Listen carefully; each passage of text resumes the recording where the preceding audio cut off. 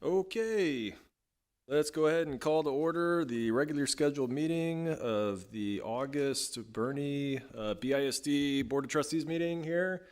We'll go ahead and establish a quorum. We've got Mr. Carlin Fryer, there you go, Dallas Pipes, Maritza Gonzalez Cooper, Dr. Kristen Kraft, myself, Garrett Wilson, Christy Schmidt, Courtney Darter Bruce, and Rich Sinna.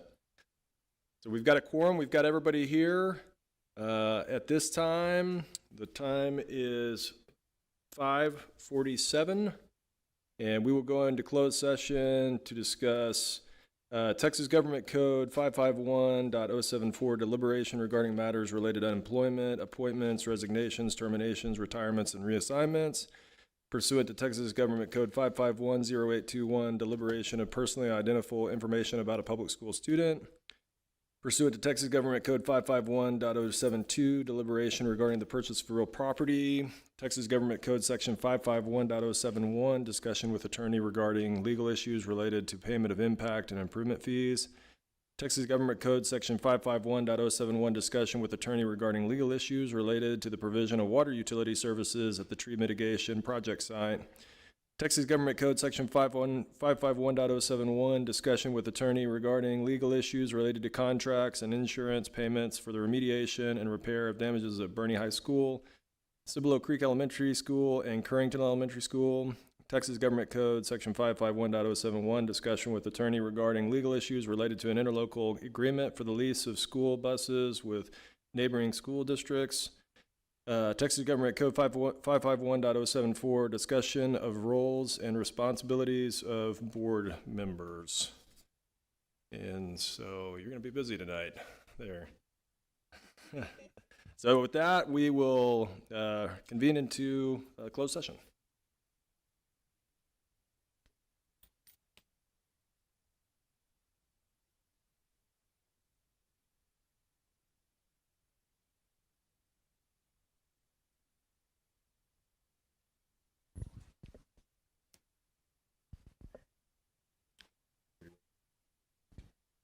Great. We're running a little bit behind due to the celebration there for the Boerne Little League, so that's a good reason to run a little bit behind. It's fun. And so we will come back into open session. We still have everyone here. We've got Mr. Carlin Fryer, Mr. Dallas Pipes, Ms. Maritza Gonzalez Cooper, Dr. Kristen Kraft, myself, Garrett Wilson, Christy Schmidt, Courtney Darter Bruce, and Rich Sinna. So at this time, I'll turn it over to Mr. Benway for the pledge. Ladies and gentlemen, would you please rise? And gentlemen, please remove your caps for the presentation of colors presented tonight by the award-winning Boerne champion JROTC Color Guard.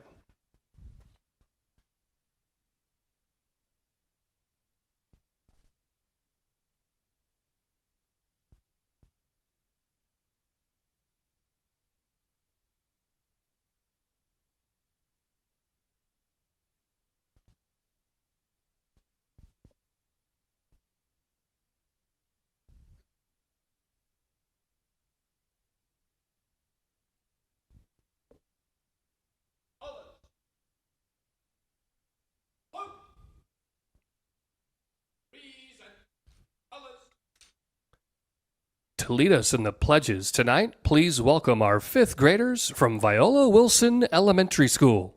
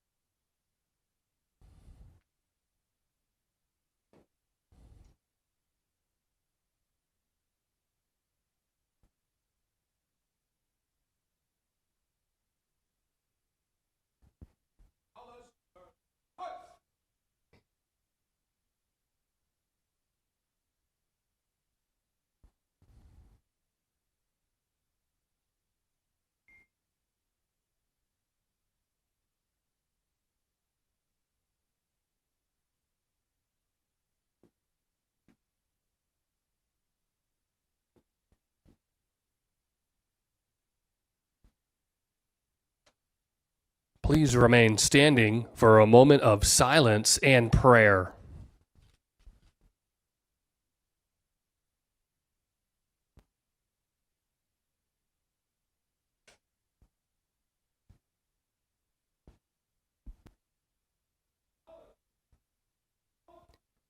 Please be seated. Mr. President, Board of Trustees, our students from the brand new Viola Wilson Elementary School have some fantastic questions for you this evening.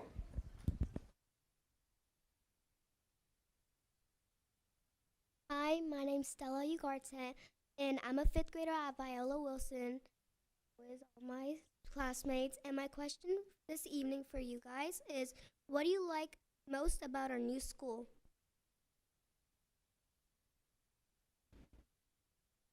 Do you mind if I ask you first what you like most about your new school? I like my teachers and my new principal. Awesome, thank you. I can say I really enjoy how open and how much glass and how much the nature gets let into your school. I think that makes for a really exciting opportunity for y'all. Thank you. Hi, my name is Mia Logan, and my question for you today is, what do you like? Oh. Hi, my name is Mia Logan. My question for you today is, how did you decide on the design of our new school? Well, there's always committees that work together, and we've built quite a few schools in the last decade because of the growth of our school districts. So what happens after every school is built, a committee comes together and says, okay, what did we like best about this? What tweaks could we make? What slight changes? But it's pretty much very similar to the more recent schools of Van Rob and Herf and Fabra, the newer schools that we've built. But it's a good design. It leads to there's a lot of spaces in your school where you can bring 2 or 3 classes together for kind of like a mini assembly for each grade for expanded learning. And there's really just more learning options. And I love the way that your library is kind of very open and collaborative. So a lot of thought went into that design. Thank you. My name is Joe Ugarte, and my question for you today is, what are you most excited about for our school this year? I'm excited to see, hi, over here. I'm excited to see all the new traditions you're going to be starting with your school. Being the first kids there, you have the opportunity to start all these wonderful traditions for your school, so I'm really excited. And when you've got some kind of event coming on, please invite us, because I know we want to go out there and see what you're doing with your school. Thank you. I don't know if you noticed, but if you look in the back of the room, we have a new banner up there that says Viola Wilson Elementary that wasn't there last month. So welcome. And one exciting thing about Viola Wilson Elementary, it's the first school in our district named after a lifelong teacher. She taught in Boerne for over 40 years. Her first year in teaching was at a one-room schoolhouse on Upper Balcones Road, which still stands. It's not a school anymore, but it's still there. And it's the first school named after a woman. So that's something different, something new. My name is Lauren, and my question for you today is, what is your favorite subject in school when you were our age? Where's Joe Tidwell? We need him. So does lunch count? No, actually my favorite was biology and science. I loved it. And math came in pretty close second. How about you guys? My favorite is science. Science too? Yay. How about you, sweetie? Oh, I like that. Wow. Math? Math? Wow, I love it. Got some great math teachers at that school. Good.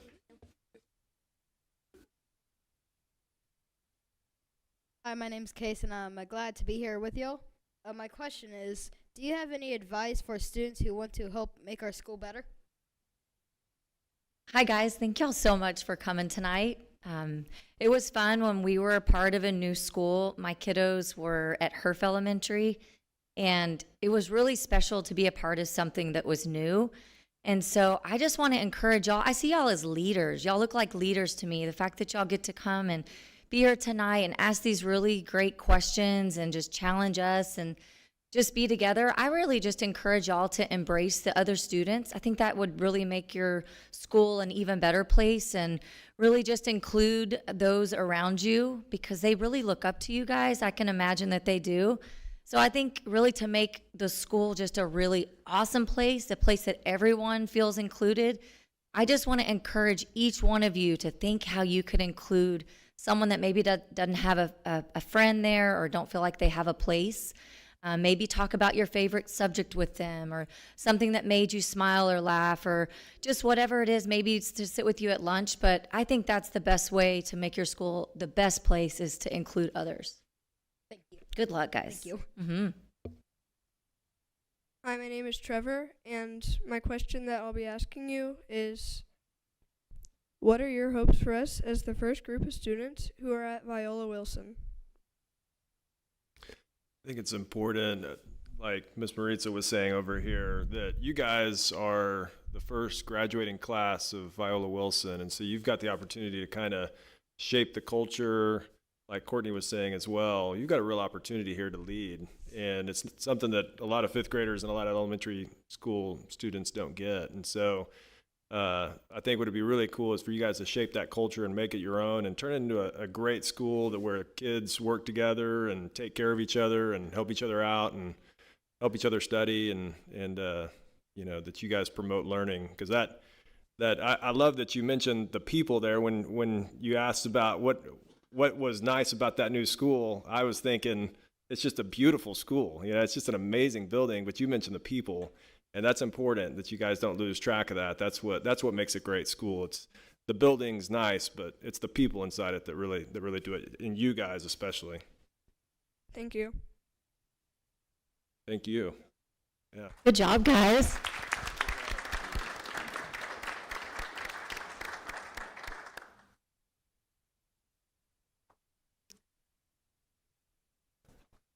Good to go. Did we miss a question?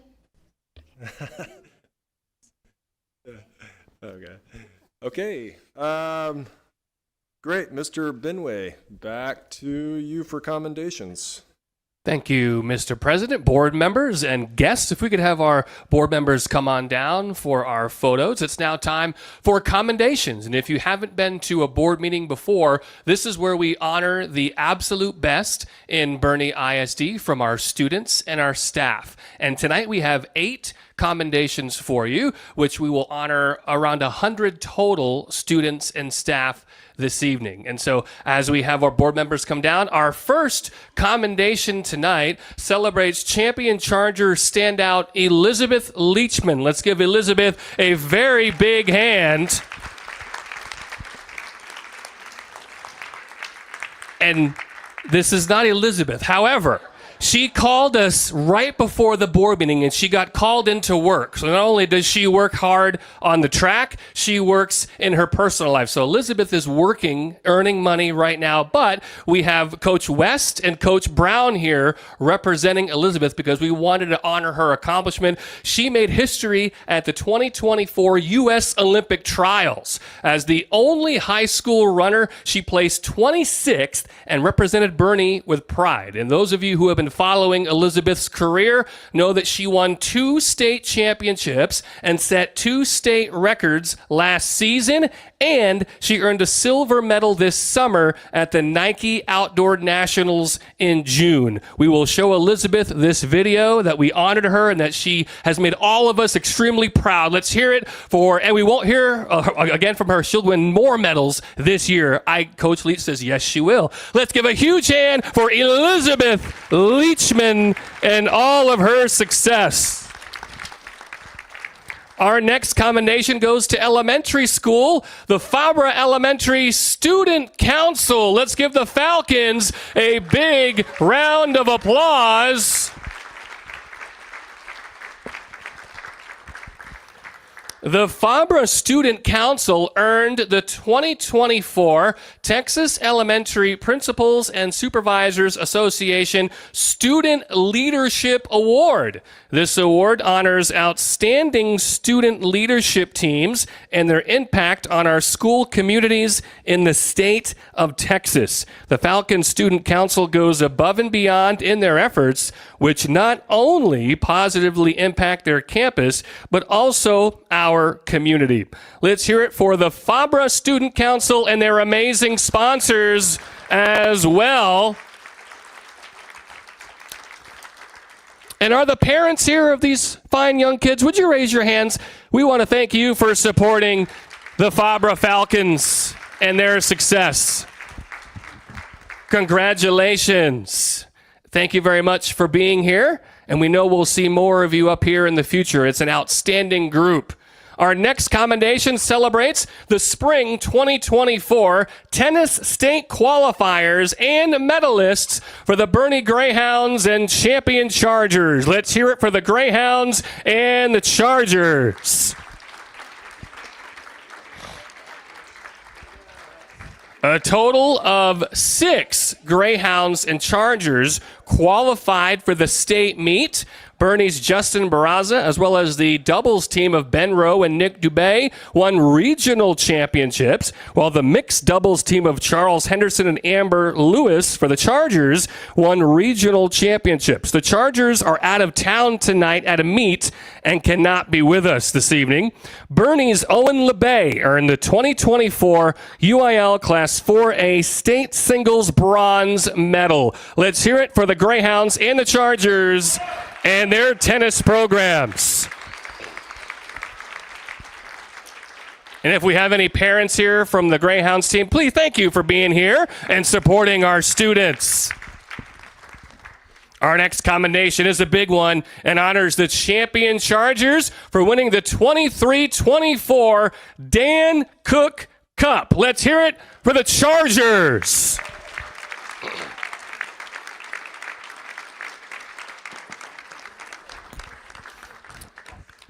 The Dan Cook Cup is given to the overall top-rated high school sports program in the greater San Antonio area. The award is given annually by the San Antonio Express News and was presented at the Alamo City School Sports Awards banquet. The Chargers had a phenomenal 23-24 season, capturing several individual state championships, as well as additional state medals, regional, and district championships. The Chargers have won the Dan Cook Cup a total of 5 times in their history. Let's hear it for the Chargers athletic program and the Dan Cook Cup winners. And if we could have the parents of the Chargers just raise your hands, we want to make sure we thank you for being here. Thank you for all your support of the Champion Chargers.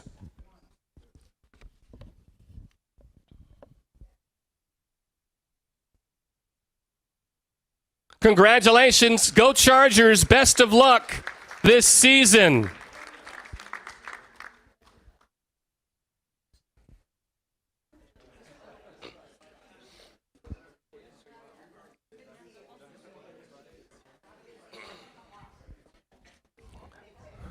Our next commendation this evening celebrates Boerne Greyhounds and Champion Chargers Texas High School Coaches Association Regional Coaches of the Year for Spring 2024. Let's give these coaches a round of applause.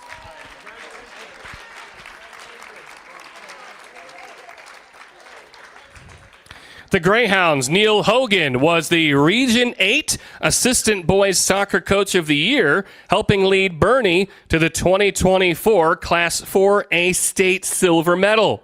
Boerne's Tyson Stewart was the Region 8 Coach of the Year as the Greyhounds advanced to the state tournament and earned an individual state medal. Champions Kevin Brown earned the Region 8 Track and Field Coach of the Year as the Chargers earned individual state championships and additional state medals. These 3 coaches embody the best of Boerne. Congratulations and thank you for all you do for our student athletes. Our next commendation honors 4 Boerne ISD administrators who earned statewide recognition from the HEB Excellence in Education Foundation. Let's give these administrators a big hand for all they do for our students and staff. Boerne High School Principal Shane Wilson, Fabra Elementary Principal Troy Latiolis, Boerne Middle School North Counselor Rachel Franco, and Fabra Counselor Danny Vineyard were all honored by HEB for their outstanding service to their students and the BISD community. They received their certificates in the annual banquet last spring, and these educators are a shining example of the excellence in Boerne ISD. Let's give one more hand for our HEB Excellence in Education Award winners. Our next commendation recognizes a man that needs no introduction. Give it up for the legendary Stan Leach.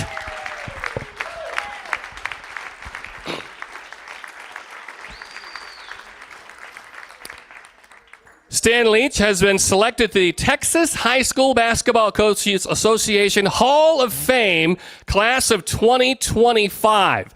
Coach Leach won 833 games in his storied 32-year coaching career, including 12 district championships and 27 playoff appearances. Coach Leach guided Boerne to the UIL state tournament in 1990 and 2008.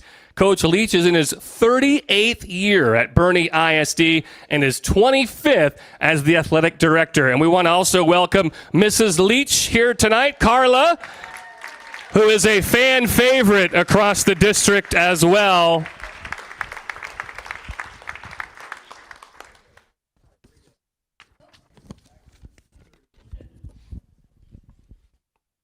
One more time for Coach Stan Leach, Hall of Famer. Our final commendation tonight is a special recognition to our partners at Oak Hills Church who could not be with us this evening. They are currently having a service right now at their church. Thank you to their staff for partnering with Boerne ISD to host our convocation ceremony. This is the second year in a row that Oak Hills has graciously hosted us for this event, and we look forward to hopefully having 2025 back there as well. Thank you to Oak Hills Church for all of their support for Boerne ISD. And Mr. President, I yield the floor back to you. That concludes commendations this evening. Thank you all for honoring our students and staff.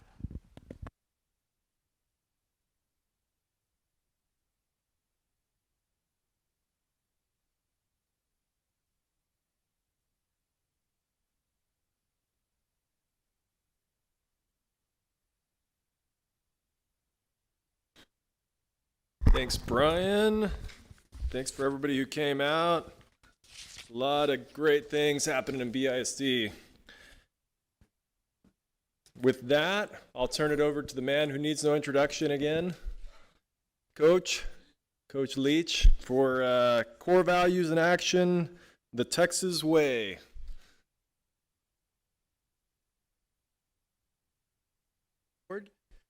This is an exciting day.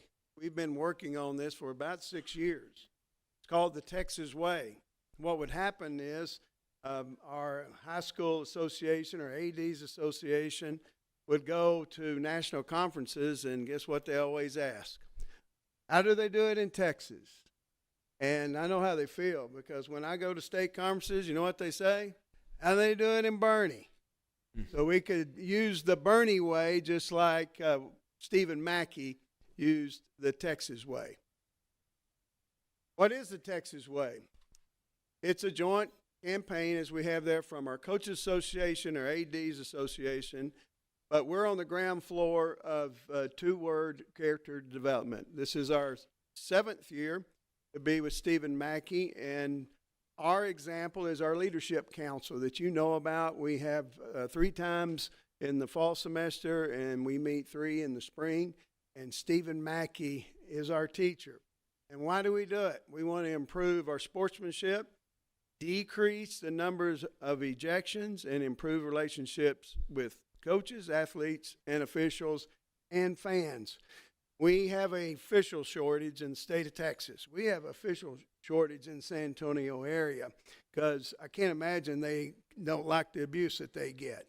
And so our job is to improve that and get our numbers up. The three pillars: respect for others, control of self, and spirit of competition. Respect of others, as you see there, it's a commitment. We're wanting to make sure that we're the foundation leaders, not only in our area, but statewide for the coaches, players, and officials. I want to tell you, Coach Ellis has already demonstrated this. This will be an example. Paul Yoder is a teacher, of course, we all know, student council leader, and has done a wonderful job. He's also official. He went to Champion on Saturday and talked about being official to the Champion Chargers. And so that was our first check to get the Texas Way banner by having an official and honor an official at Champion. Control of self, that's probably the toughest one. That's why ejections are up for coaches statewide and up for players. And we want to be the leaders in that. And, you know, knock on wood, we're doing okay, but that is something that you have to work on daily. Spirit of competition, we don't have a problem with that. We demonstrated that today, didn't we? It was awesome. And the foundation of that are not only our students from day one. We'd like to take a little bit because on Fridays we have game day. And we start our character development in the PE classes every Friday. That's Stephen Mackey's program. And so it's one of the things that we start in the second grade and keep up. But the last 2 weeks have been the Boerne Way. The Texas Way game plan, well, we started it this summer. We rolled it out at coaching school. And then today is another example that we're going to tell our school boards, make sure that we have it on our video boards at games, that we talk about it before each of our games. And so it's something that we're doing so that at the end of the year, we know that ejections are down, and for coaches and players and fans. Yeah, and fans. How a district can participate. Well, we're on the foundation. We're charter members, and we'll be back here in the summer showing you off our Texas Way banner at both schools. And we're going to register. We've already done that at both schools. Our booster clubs have been tremendous in not only supporting us by our needs, but also supporting us in this. Coaches and athletes, what are we doing? We are watching the film. We're reiterating it at our leadership conference 3 times in the fall and 3 times in the spring. But it's something that we also reiterate with our leadership classes during the athletic period with two-way curriculum. There you go. Just so you know, I'm back. They've gotten it. They hadn't missed it yet. So that's better than a clicker. Parents and fans, coaches will share in what we're doing here, but it's something that we're going to do before each game. So when you go to a game, we want to make sure that you hear about the Texas Way. Recognition, like I said, I'll see you back here in June, and we'll have a banner with Coach Hendricks and Coach Ellis. And just like we take pride in getting the Dan Cook Award and being in the top 3 of the Lone Star Cup, we will do the same thing with the Texas Way.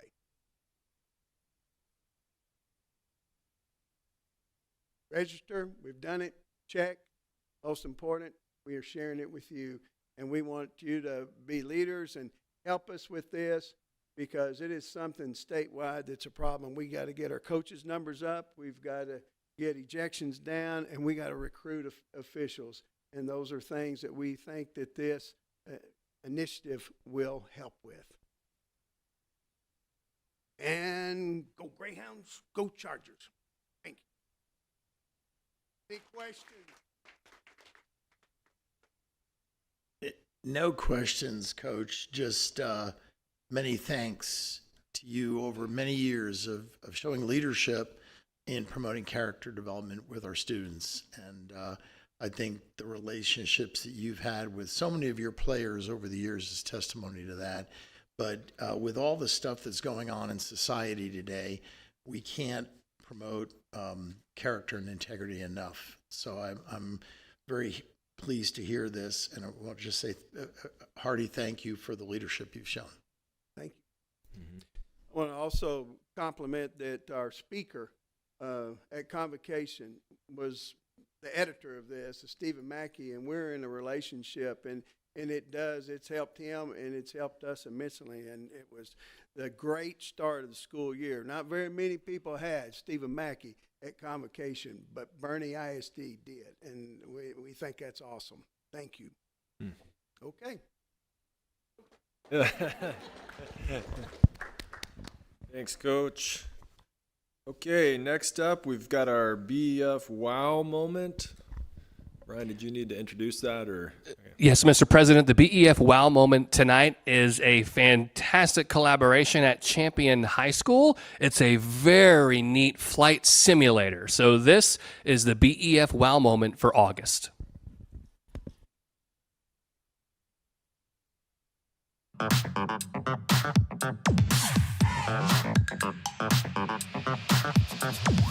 Hi, my name is Caroline. And I'm Sydney. And welcome to Champion High School. Today's wow moment will be in Colonel Colvard's classroom, where students are learning how to operate the flight simulator.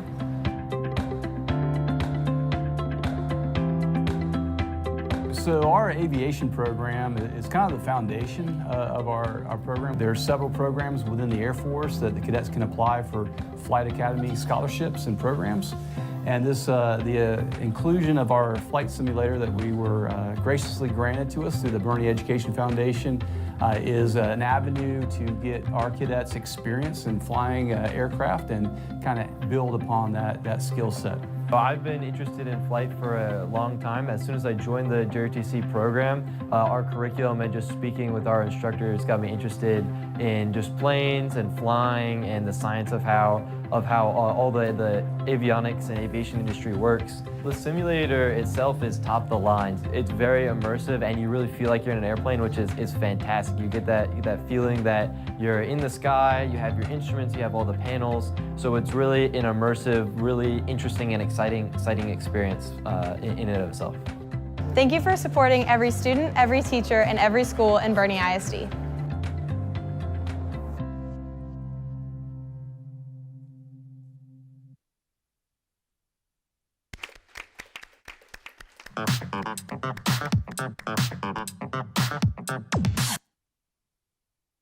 There we go. Very cool. Okay. Thanks, Brian. The next up, we have visitor comments, testimonials. We do have a few signed up to speak tonight. I'm going to go ahead and just read our usual statement here about public comments. The board encourages comments about the district from citizens of the district or from district employees. Anyone wishing to speak, either as an individual or as a representative or of a group, may do so at this time. The board asks that each participant's comments pertain to public education and be no longer than 3 minutes. Remember that the board may not discuss or act upon any issues that are not posted on our agenda. If an issue mentioned is listed on tonight's agenda, the board will defer discussion of the issue until the appropriate time during the meeting. The board encourages the public to discuss concerns with an appropriate administrator who has the authority to address the concerns. Concerns should be expressed as soon as possible to allow early resolution at the lowest possible administrative level. Finally, please be aware that rules of decorum will be enforced during the public comment period and throughout the meeting. Disruptive behavior will not be tolerated. Those who choose to engage in disruptive behavior may be asked to leave. Each participant is legally responsible for the content and consequences of his or her own statements. Okay, great. So the first up, we have Michael DeWilder. I'm saying that right? Yeah. I'm Michael Deadwilder, and I'll read my statement. Upon seeing a social media post about a short film shown to fifth graders at Herf Elementary School on August 19th, I immediately conferred with the child's grandparents who had firsthand knowledge of the situation. I proceeded to email Tom Menard, our State Board of Education representative, Ellen Troxclair, our state representative, and our state senator, Donna Campbell. Within 24 hours, I heard from all three offices and a Boerne School Board member. Tom Menard called me personally, and we had a long, meaningful discussion. All three state representatives and the school board member agreed that this short film was not acceptable and assured me swift action had been taken by the teacher and principal. I am extremely encouraged that all representatives encouraged me to speak up. We can all agree the short film shown to the fifth graders was not appropriate and was addressed expediently. However, the statements made in the letter to the parents from the principal were inaccurate. First, this was not a Disney nor Pixar production. It was independently produced by Ringling College of Art and Design. Second, it should not have been a surprise to the teacher because this short film had been shown a few years ago. We believe the 22-23 school year by the same teacher. If we do not stand up when boundaries are moved or crossed when it comes to these issues with our children, we are complicit in the demise of our society. Children cannot unsee nor unlearn. I will not be silent. I will not sit down. I want assurances. I want actions. Policies without meaningful implementation and real consequences for not being followed are like paper tigers with no teeth. They mean nothing. Prior to this incident, I had planned to come and address the board about this very topic, to ask what proactive policies you have in place to protect our children from inappropriate sexual films, books, lessons, and assemblies. I believe this incident has proven that you do have policy. However, may I ask how this policy is being implemented and how it is being enforced? This is a task on your shoulders now. And I believe from my conversation with a member of this board that we are all on the same page. That in itself is a win. And I am encouraged, but you must do the work. We must remain vigilant to protect our children. Thank you, Mrs. Didwilder. Next up, we have Michelle Heimbauer. Hopefully I got that one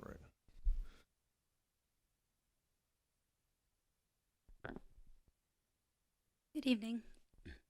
First, I'd like to voice my appreciation of all the time and effort it takes to prepare for a new school year. I recognize the staff, faculty, and leaders are hard at work even when our children haven't yet set foot in the buildings. I'm an educational researcher and associate director of a countrywide school organization that's only a small fraction of the size of BISD. It's a year-round effort to prioritize, plan, and prep, and I know that this process is never ending each year. It's difficult to fathom the challenges the Boerne team faces with this annual yet perpetual effort, but overall the results are impressive. So as a parent of a third grader and a proud member of the Boerne community at large, I thank the collective you. From what I've gathered over the last 2 years living in Boerne is that we all want what's best for our children. That might mean different things for different people, as each family and professional has different life experiences and values. That said, it's clear that there's a commonality amongst us, widespread support of our teachers. Especially since the COVID pandemic, there's been an explosion of research on how best to support our teachers. Not only so that they maintain their own wellness, don't experience burnout, and feel fulfilled and successful in their chosen career, but also because research shows that there is a symbiotic relationship between a teacher's wellness and a student's success. But I don't think we needed research to confirm that. A significant contributing factor to a teacher's wellness is their ability to maintain students' engagement, successfully managing the classroom. This becomes increasingly difficult the larger the classroom becomes. According to research, the ideal class size for elementary school grades is a range of 13 to 17 students. For many reasons, once you approach 22 students, academic performance and learning suffers. My daughter's class began the year with 23 students. The majority of the third grade classes in our elementary school began the year with 23 students. I understand that it's difficult to plan as Boerne is growing exponentially. I also understand that because we're one of the almost 1,000 school districts in Texas, of the approximately 1,200 school districts that have acquired the District of Innovation designation, we have flexibility in regard to adhering to the class size limit set by the state's policy. I've heard that teachers have had even larger classes in past years. I've also heard that planning is based upon averages of class sizes rather than individual data points. I and many others feel that class sizes beyond 22, no matter the average class size of the grade or school, is detrimental to our teachers' stress levels and our children. One of the reasons we are an exceptional school district is because we have high expectations and meet those expectations through evidence-based practices, which should include classroom design. We can do better. Thank you, Ms. Heimbauer. Next up, we have Jenny Heyman. Hi, thank you so much. I'm just going to read a letter that I had written to you guys. I'm writing this letter to express my deep frustration and concern over the unmet promises made to the students and families of Currington Elementary School regarding the allocation of bond funds approved over 3 years ago. Specifically, I wanted to address a critical issue that continues to impact the quality of education at our school, and it's the use of the outdated desks in our classrooms. Currington Elementary is a legacy school in our district with a rich history and strong community ties. It's disheartening that despite this, our school has been overlooked when it comes to the distribution of resources funded by the bond. Our community was assured that these funds would be used to provide much needed new desks for our growing student population. However, 3 years later, many of our classrooms are still equipped with the old worn out desks. This situation not only creates an uncomfortable learning environment, but also sends a troubling message to our students that they are being treated as the trouble students or deserving of less proper resources compared to some of their peers. Classroom seating should reflect the respect and value that we have for every student, especially in a school with such a proud legacy.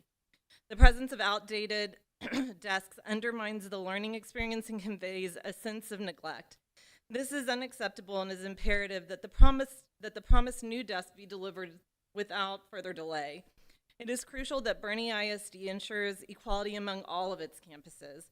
Currington Elementary is one of the district's legacy schools deserves the same level of attention and resources as any other school in our district. The disparities in resource allocation are glaring and must be addressed to maintain the district's commitment to providing a top-tier education to all of its students, regardless of the campus they attend. I urge you to address the issue immediately and provide a clear timeline for when Currington Elementary can expect to receive the necessary new desks. Our students cannot afford to wait any longer, and they should not have to, especially when these resources were promised to them years ago. Thank you for your attention in this matter, and I look forward to your prompt response.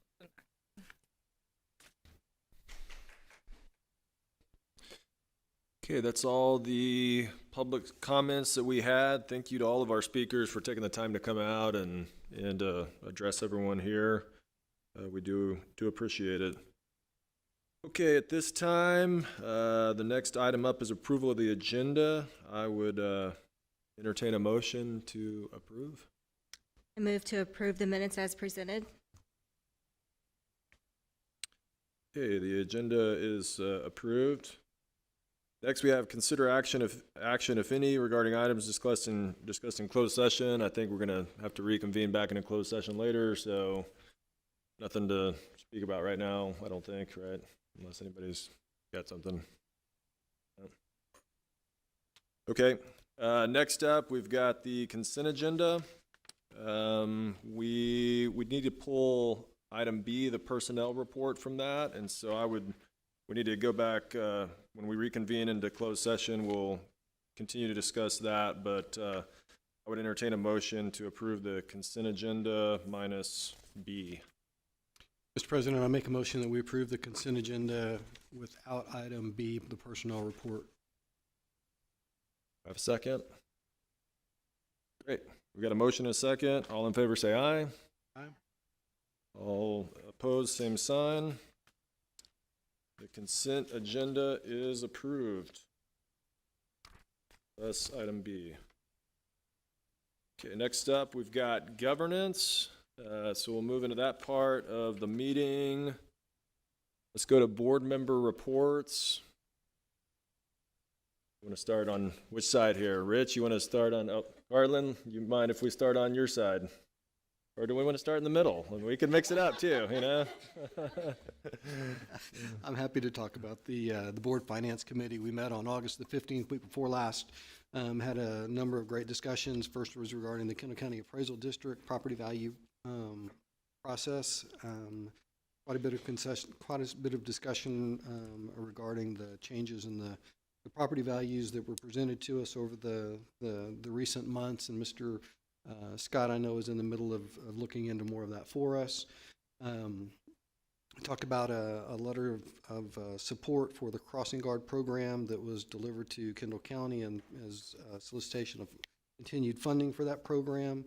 Went over in depth the quarterly investment report. Talked about a new committee that we're in the process of creating called the Budgetary Strategic and Advocacy Committee. We know that without legislative changes in this next legislative session, that continued funding the way that we've been funded at the state level without an increase in the basic allotment is not sustainable. And so we're going to do what we can to advocate on behalf of our district and those across the state for continued and improved funding. Talked about potential 24 and 25 tax rates, which we're going to address later on in this agenda item, and then a defeasance order regarding our bonds from 2014 and 2016 that Mr. Scott will also discuss a little bit later on the agenda. So that was the recap of our Finance Committee meeting of August the 15th. And then we had a safety and security meeting, I believe, since the last board meeting also, right? You've got that one? Okay, perfect. Then that's all I have to report. Perfect. Dallas, did you have anything? Okay, I'll start with this safety and security. Just a couple of key things. TA and the Texas School Safety Center have rolled out the new compliance tool for the state, and this is called Sentinel. And it is the master website for district vulnerability assessments. Boerne ISD is in full compliance with House Bill 3 well before the mandated deadlines and continues to lead the way with safety and security of our staff and students. We also have hit a milestone this summer, having successfully trained over 500 first responders via the alert for response to an active attack incident, and our next meeting is in October, so thank y'all. Great. Good to go. All right. Doctor, we'll come back to you. Okay, and I'm the liaison to BEF. We did have our annual retreat, which was really good. We went to Fredericksburg and everybody got together, had really good attendance there with all the BEF board members. Went into kind of a deep dive. There's a lot of new board members with the Boerne Education Foundation this year, and went into a deep dive on kind of policies and procedures, which was really, really good and informative. It was good for me, and I think for all of them to kind of understand their mission and what they do and how they do it. We had the annual retreat there for BEF. We also had a board meeting last week, and our very own Mr. Rich Sinna gave a great presentation on how schools are financed and just kind of did a education component there. Pretty in-depth presentation, actually. It was hopefully we can get a lot more of the community to see that presentation or something similar to it. And I think everybody really appreciated all the information that he had as far as how our schools are funded and just understanding some of the intricacies of that. Everybody signed up for committees and subcommittees and those sorts of things. And signed up for Rock On. Top Golf, the Birdies for Bernie is coming up September 20th, a Friday. So mark your calendars to play and go. If you're so inclined, go sponsor that. But yeah, that's coming up. So that's always a lot of fun if you hadn't been before. That's all I had.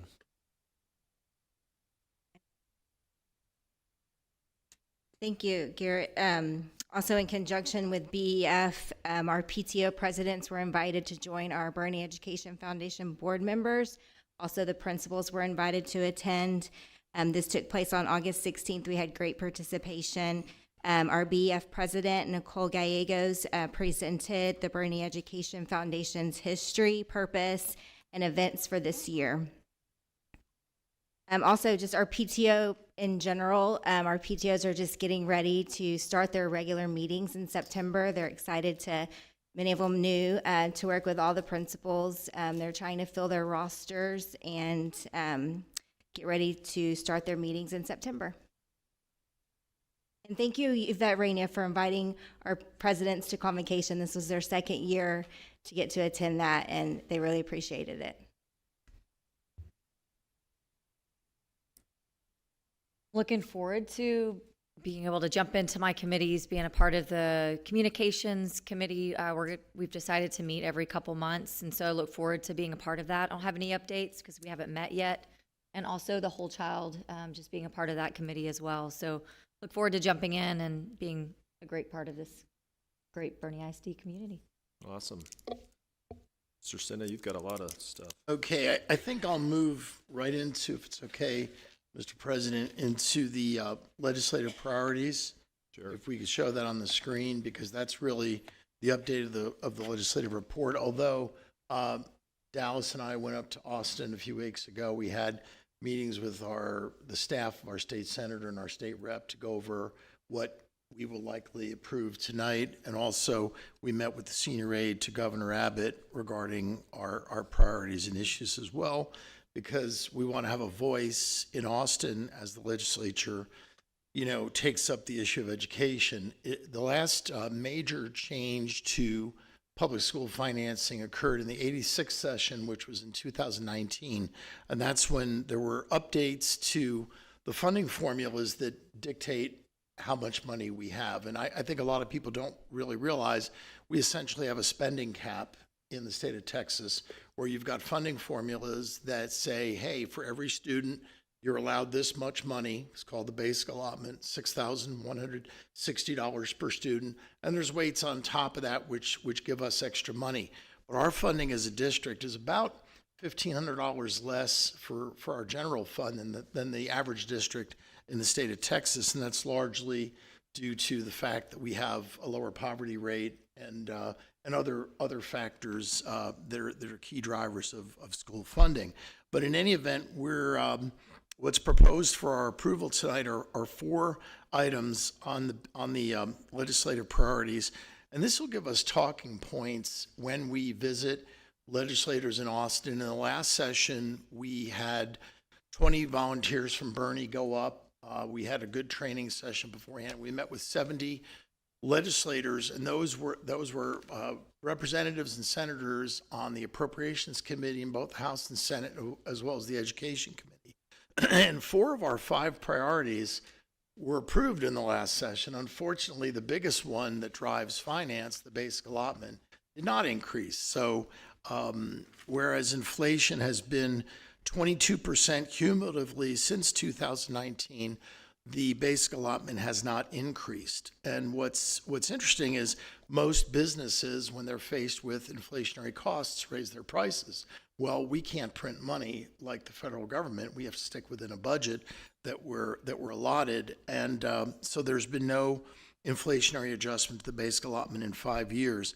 And in our district alone, we have $4 million of increased costs for fuel, utilities, property casualty insurance, safety and security to deal with the mandate that the legislature passed in the last session regarding school safety and security. And we were actually a year ahead of the curve on that.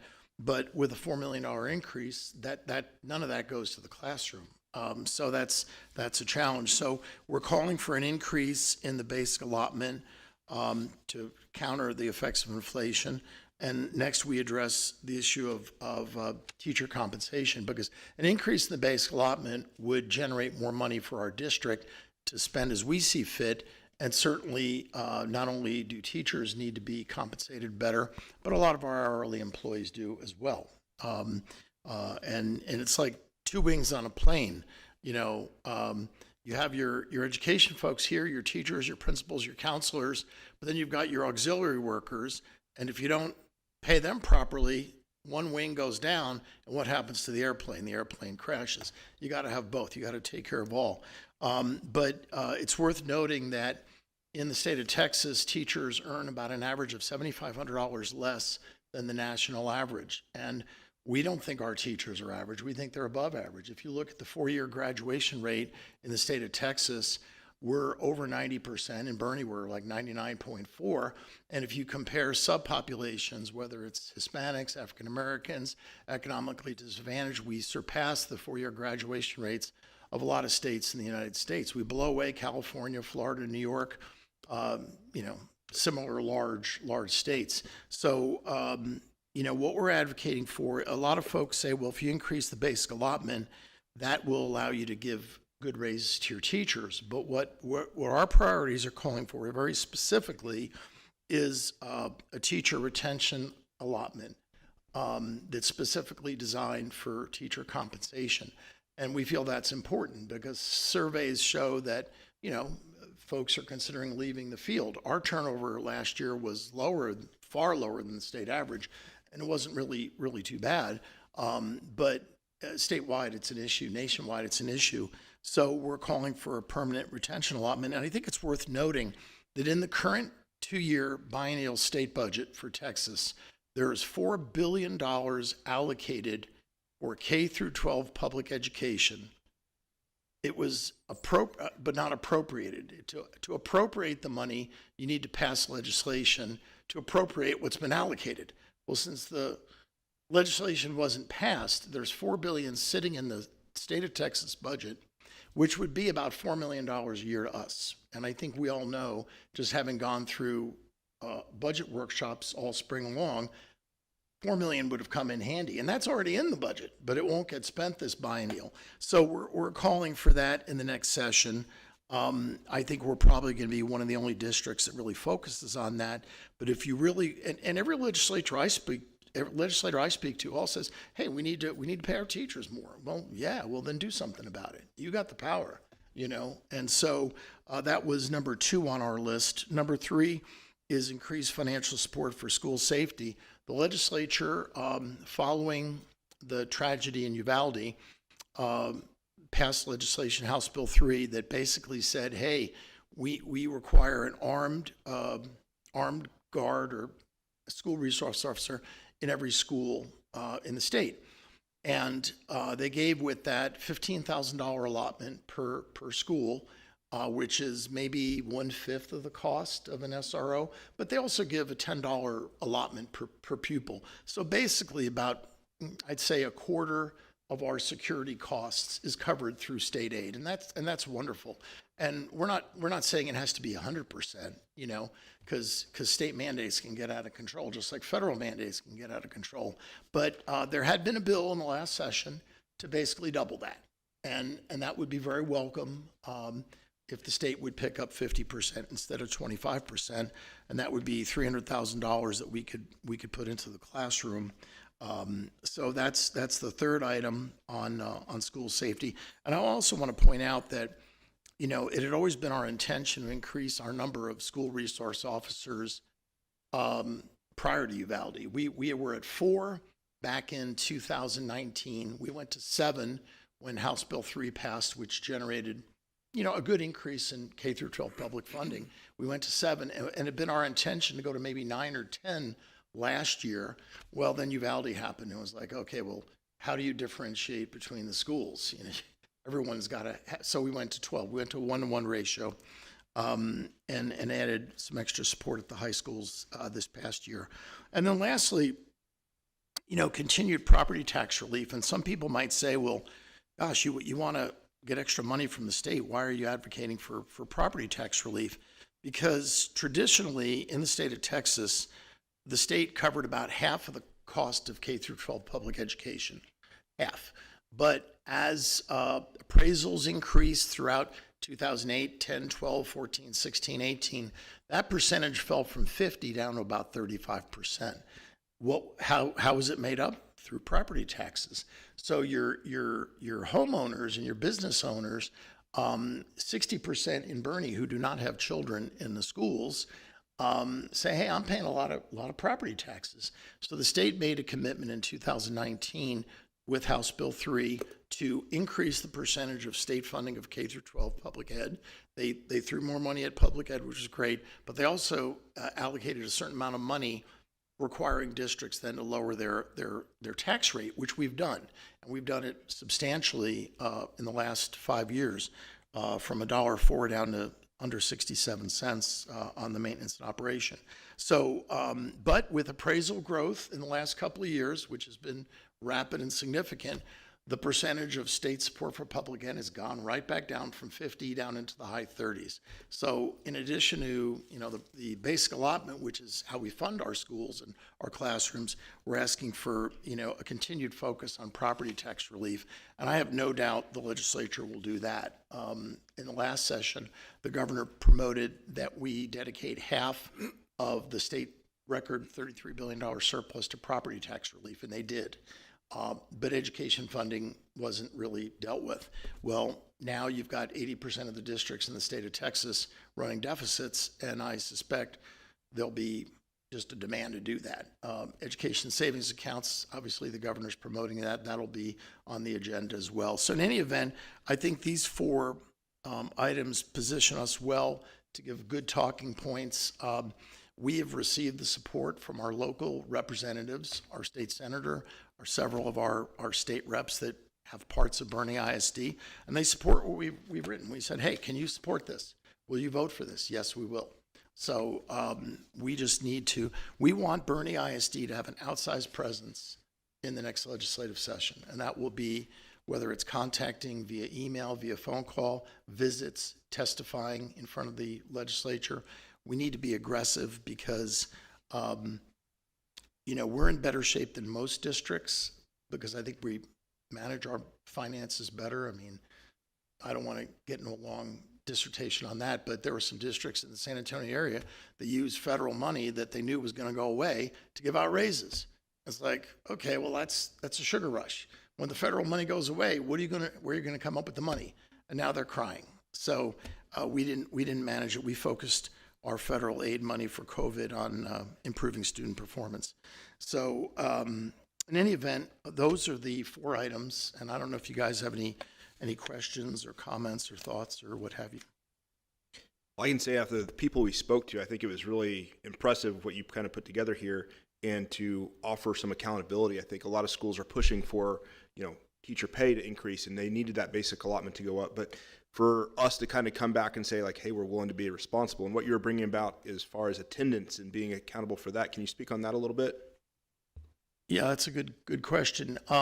What you get from a lot of advocates is they want funding for public schools to be based on enrollment and not attendance. And our attendance tends to be higher. We have an engaged community regarding education. And so we're probably 2 or 3 points higher than the state average. Children should be in school. They should not be wherever. They need to be in school. And our thought, or at least the thought, Dallas, that we shared that day was if you fund schools based on enrollment, you are supporting schools that are not as focused on getting kids into school and penalizing those that do. And a lot of times you hear, well, it's, the poor districts. No. Mr. Scott provided data to me that shows there are plenty of districts in the state with high rates of poverty that have excellent attendance rates. So instead of lowering our standards and dumbing our standards down, we need to raise our standards.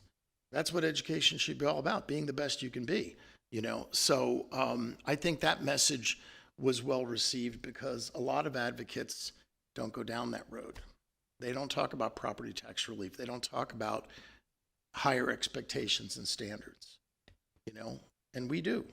Well, I think everybody we spoke to, no matter what side of the aisle they're on or who they're supporting, saw what we presented, and I think it was reasonable asks and it was accountability for what we were asking for. I feel really confident as long as that message is continued to be pushed that everything in there can be accomplished in this legislative session. From your lips to God's ears. Yeah. So I just have a quick comment. I'd like to encourage more folks to get involved, just like Ms. Stedwilder did in writing our senators, write everyone about this. We need everyone, the community, engaged in helping us, because Rich and Dallas did a great job. I know we'll get together a group of community members and hear from the district to go in the spring to talk to our legislators, but we need your assistance as well. So please, we're going to present this out to everyone, put this out, the list that you saw up there, and write everyone. Take those those few minutes to copy and paste a letter to everyone and encourage them to make some positive changes, not only for our students, but obviously for our teachers as well. So just want to add those 2 cents there. Any other comments? Great. Thanks, Rich, for doing that. It's really, really well done. We appreciate you putting the time and Absolutely. Well, we've effort in. had a pretty good run. I mean, last session we were 4 for 5, but like I said, the big one didn't go through. Back in 19, we were 5 for 6. We did really well because I think we focus on what's achievable and what's reasonable, and I think that resonates. But we do need a motion, correct? We need a motion. Would anybody like to make a motion to approve the legislative priorities? Sure, Mr. President, I make a motion for the Boerne ISD School Board of Trustees to approve the updated Boerne ISD legislative priorities as presented. We've got a motion and a second. All in favor say aye. Aye. All opposed, same sign. There, all right, the motion passes. Great, thanks, everybody. Okay, next we're going to move on to discuss and consider board approval of a delegate and alternate to the 2024 TASB Delegate Assembly. We've got an action sheet there too. I believe we had Dallas on deck to be the delegate unless somebody else wants to do it, but I think you were willing to do it. So we got, okay, great. So he's volunteering there. Do we have anybody want to be the alternate? Awesome. Okay, great. I would, if anybody would like to make a motion. Yeah, I will. I'll make a motion, but I also want to mention, as a member of the TASB Board of Directors, I automatically have a seat. So our district will have 2 representatives, and you'll hear the name in the next motion, Ginger Friesenhahn. Along with myself, we're both up for re-election at the Texas Association of School Boards Board of Directors, and we've been reaching out to the districts in our region, and normally we have about 20% of them send a delegate to the Delegate Assembly, which goes over the priorities for the legislative session statewide, and this time we're at 50%. Probably because it's in San Antonio, which makes it easier for districts to go. But we've been bugging them because you need to be there. This is important, So I would move that we select Dallas Pipes as the delegate and Carlin Fryer as the alternate delegate for the 2024 TASB Delegate Assembly. Second. Awesome. We've got a motion and a second. All in favor say aye. Aye. All opposed, same sign. Motion passes. Okay, great. And then the next item here, consider endorsement of candidate for the 2024 TASB Board of Directors. And Mr. Senna, if you want to discuss that a little bit. Yeah, I currently hold Region 20 is the greater San Antonio area, all the way out to Del Rio and south down to, like Dilley, that area. There's 59 school districts in the region. Large districts above 60,000 automatically get a representative. That's north side. And then there are 2 other directors for the region. And Ginger is a trustee in East Central ISD. And of course, I'm here in Boerne. So it's nice to have a Hill Country representative. Prior to me serving, Rolinda Schmidt from Kerrville, who's going to be the next president of the statewide TASB. She represented our region, did an excellent job. So, any event, that's just a little background. Forgive me, your position A or Ginger's I'm position? D and Ginger Friesenhahn is A. Okay. So if anybody would like to make a motion to endorse Ginger Friesenhahn for position A and our own Rich Sinna for position D?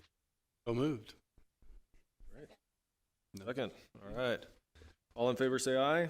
Aye. Rich, thank you for all you do for us and for our community and governance. I know that you're a wealth of knowledge and you're very gifted, but I also just want the community to know that Rich does a great job of teaching all of us and getting us to Austin and getting us experience. So he does a great job of teaching and getting teams together. So I just want to say thank you. I appreciate that, Christy, but it's so important that we give our educators the resources they need to do the job and educate our children. And that's a never-ending battle. Yeah, I'll tack on to that. I don't think there's many school districts that have their legislators calling them to see what they should do, and even legislators that don't represent their school district, but we have that here, so very impressive. Very good. Okay, great. Thanks, everybody. So the next up is reports. We have Dr. Kraft. All right, well, thank you. Welcome back to our board meetings for the new school year. We've had a very busy summer, and of course, we have a jam-packed agenda tonight. So thank you all for your flexibility to allow us to make sure we're at the parade earlier this evening. Welcome to everybody in the audience. Our mission in Boerne is to engage, inspire, and enrich our community through innovative learning experiences. And just to pick up a comment, Christy, that you made, our trustees are so committed not only to our children, but children across the state. As you can see from the leadership of our board, being involved with TASB, being advocates for our kids, but also all kids. And you engage and inspire all of us. And we appreciate all the fight that you do for us when it comes to talking to legislators. I just want to start there and say thank you. But the last 2 weeks have definitely been an amazing learning experience, not only for our Little League World Series team, but also for their classmates and all of Boerne ISD, our families and our community. And when I think about our theme, One Boerne, One Community, One Purpose, it was on full display as we welcomed our kids back to a new school year, but then also had the fun games to watch in the evenings. And I'm sure at Voss and Boerne Middle School South will be a buzz tomorrow when everybody gets back to school. So thanks again for allowing us a little bit of leeway to make sure that we're over to the parade. I'm going to start with just a quick introduction of some new leaders who assumed a new role at some point over the summer. And so I would like Krista Pomeroy, Christine Poulis, and Nadine Espinoza to join us up here at the podium.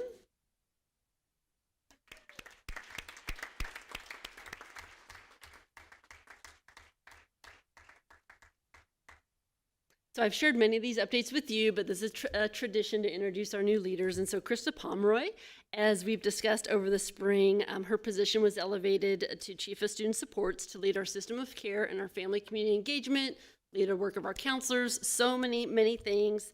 She's a longtime employee of Boerne, and when I first joined BISD, the work that she does is at such a high caliber, and I knew that I needed a member on my cabinet who had been a experienced principal here in Boerne. And Krista, I appreciate all that you do to lead such important work. And do you have any guests that you want to introduce this evening? Scott, son Eric.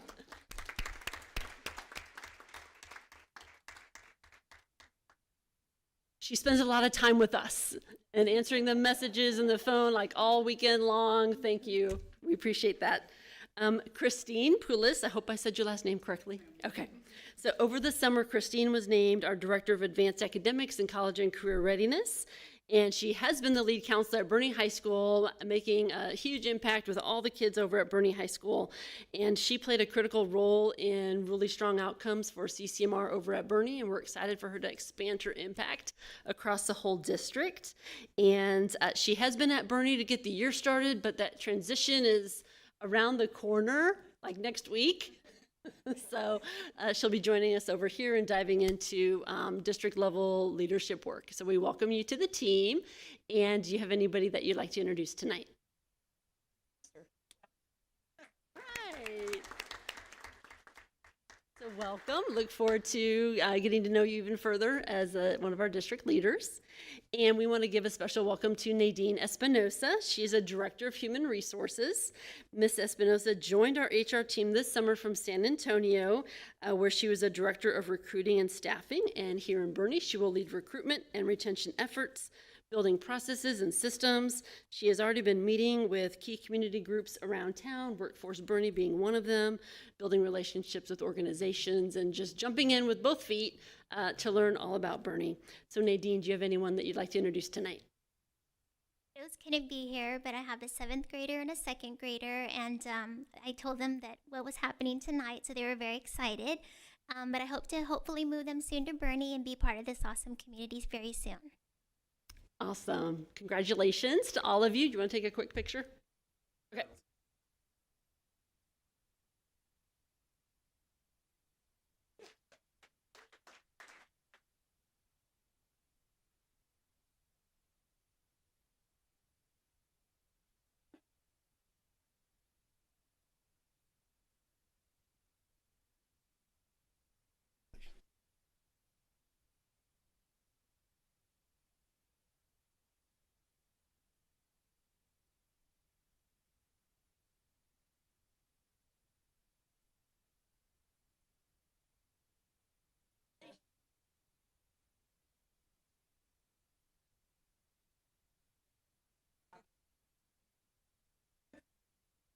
Congratulations.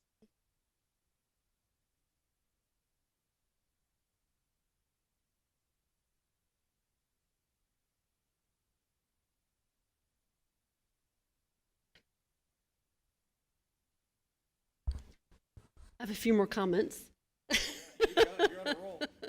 Well, we had an incredible start to the school year, and I want to thank our leaders for all they did to kick off the year in such a strong way, and thank our trustees who were at convocation. We had well over 100 students participated in some form or fashion, so thank you for all being there.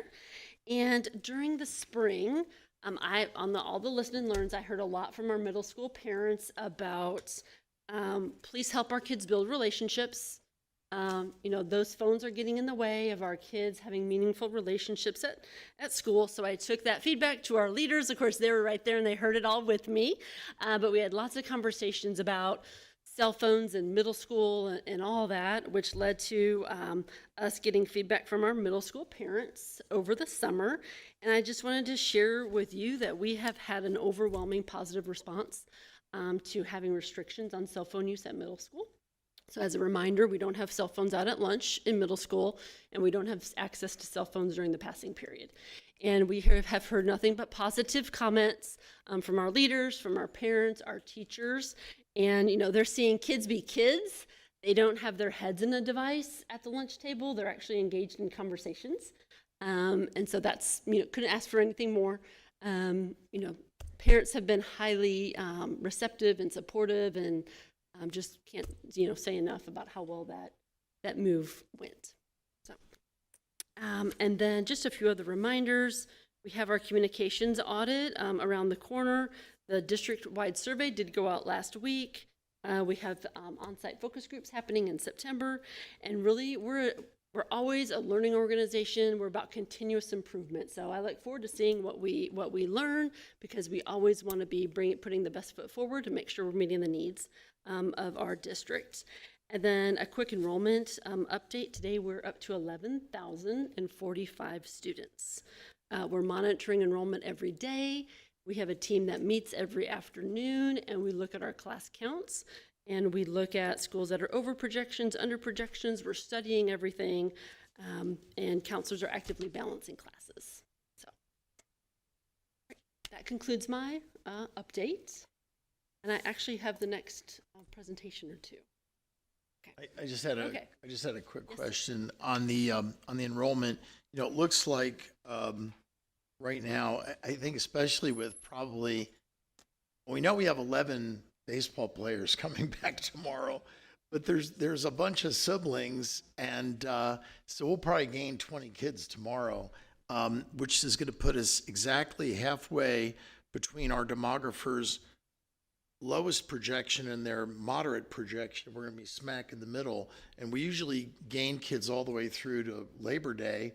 So I suspect we'll be a little bit closer to the median projection, and so it's good. It's good that they're accurate. That's really good. But for the way it's been this way for years, that some schools will be 50 over, 40 under, 60 under, 80 over. I mean, it just happens because with move-ins and move-outs, it's really hard to sometimes to project. But we do have so far some, one elementary school looks like it's 56 over what we thought, and one Boerne High School is like almost 50 kids over. So how do we balance that out? How do we, do we take from one school to another?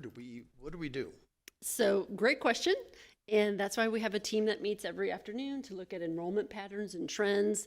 And so when, of course, the conversation at elementary is a little different than secondary. And so when you're looking at elementary school, we're looking at that, the ratio, and we're looking at class size. And then studying, where do we have some grade levels that are under enrolled? And so you're not only looking at the big number for the campus, you're going by grade level, then you're going by classroom. And so there may be some opportunities for us to balance for the elementary grades. But then when you look at middle school and high school, they're looking at their class loads. And so they have their master schedule matrices. They know the kids in each class period. And so counselors and leaders are actively working on shifting around any little schedule changes that may help alleviate any classes that are too full. Great, thank you. Mm-hmm. Any other questions? Okay. Go right into the next one. All right, so the next item is a presentation that I'm going to give. So if we could have the slide pull up. So board, this is a presentation just to formalize many of the things that I've shared with you since the spring and over the summer. And as you can see, our vision, our mission, and our core values to engage, inspire, enrich the lives of our students. And I want to thank our board members who were actively involved in being a part of our core value team that met this summer, and we launched our core values at convocation. We've had a great response from our staff. And really, this is a marathon, not a sprint. And so our teams are working this into their staff meetings and just the way we do business around campuses in the district. So we're excited to see where this work goes. And then here are the priorities that I shared with you in June, and then I formally shared these priorities with our staff at convocation, which informed our strategic plan and our scorecard. And then here you can see our goals. So if you can imagine that long spreadsheet that you've seen, with all the columns and the 4 goals, this is taking that Excel spreadsheet and turning it into some graphics. So part of our strategic plan has these 4 goals. The first goal, student success. The second goal around talent. The third goal around fiscal responsibility. And the 4th goal around engagement. And of course, our core business is the academic achievement of our students. And this is such an impressive map here of what Larissa and her team have created in our teaching and learning department, because this shows what's important in Boerne ISD. It provides alignment, calibration. It is a piece that any teaching and learning presentation begins with. And this is the framework of how we approach teaching and learning in Boerne. And it's just so impressive that this is on paper and thought through. It's very intentional. And so again, going back to that big spreadsheet that you've seen, these are the SMART goals, just formatted in a different way. So student success, we have those SMART goals for the year 24-25. And when I say SMART, it's an acronym for specific, measurable, action-oriented, results-driven, and time-bound. In the school business, we're all about SMART goals, but we want it to be very specific and measurable. So these are the areas of student success. These are very familiar to you because you've seen this quite a bit. But here's another way that we formatted our goals, our SMART goals around talent, fiscal responsibility, and engagement. there's a piece that I've added in, our House Bill 3 goals. So part of House Bill in 2019, every board in the state of Texas adopts goals for early literacy, early numeracy, and CCMR. And so we took this opportunity to lift up this work of the goals you have already set, but we want to make it front and center because it aligns with our priorities that I shared at convocation about the early grades being critical and our continued work in CCMR. So it just puts everything packaged nicely together there. And then, we spent a lot of time in June at SLI, and we did a lot of learning together and reflection. And this is my commitment to you that as a result of our scorecard and our goals, we're going to bring updates to the board on the schedule. I think it's important that we align our presentations to our strategic plan and our goals. And you will see goal number 1, we present every month, because that's teaching and learning. That's our core business. So in September, you will have a report on student success and then talent. In October, student success and fiscal responsibility. In November, student success and engagement. And then we'll do that cycle again in the spring. Okay. I think it's important that we align to our goals and that you have a clear picture of all the good work happening in our district. So that wraps up my strategic plan update. Do y'all have any questions or comments?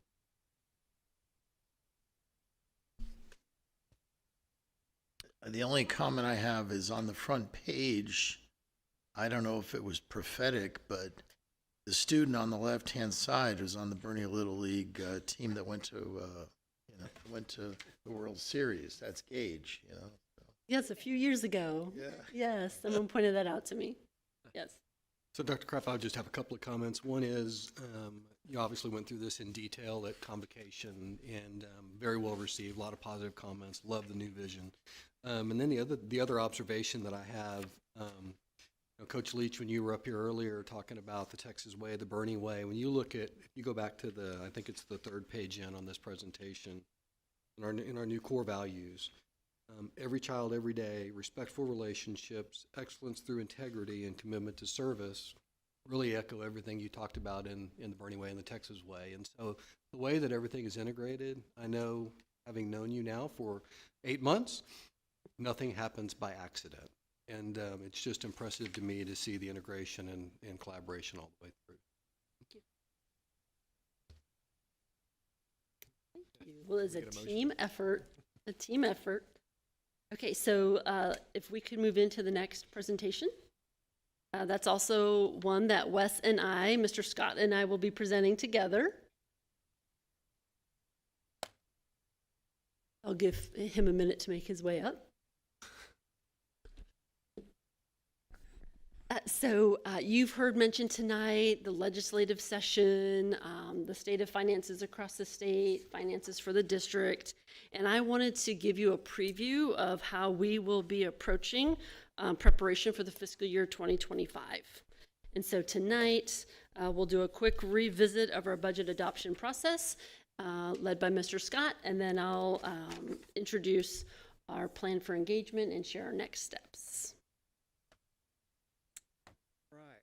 This is just to give a quick refresh of the budgetary process and what happened in 23-24 and 24-25. I'll go into a little bit more detail about 23-24 when we our regular monthly business report a little bit later on.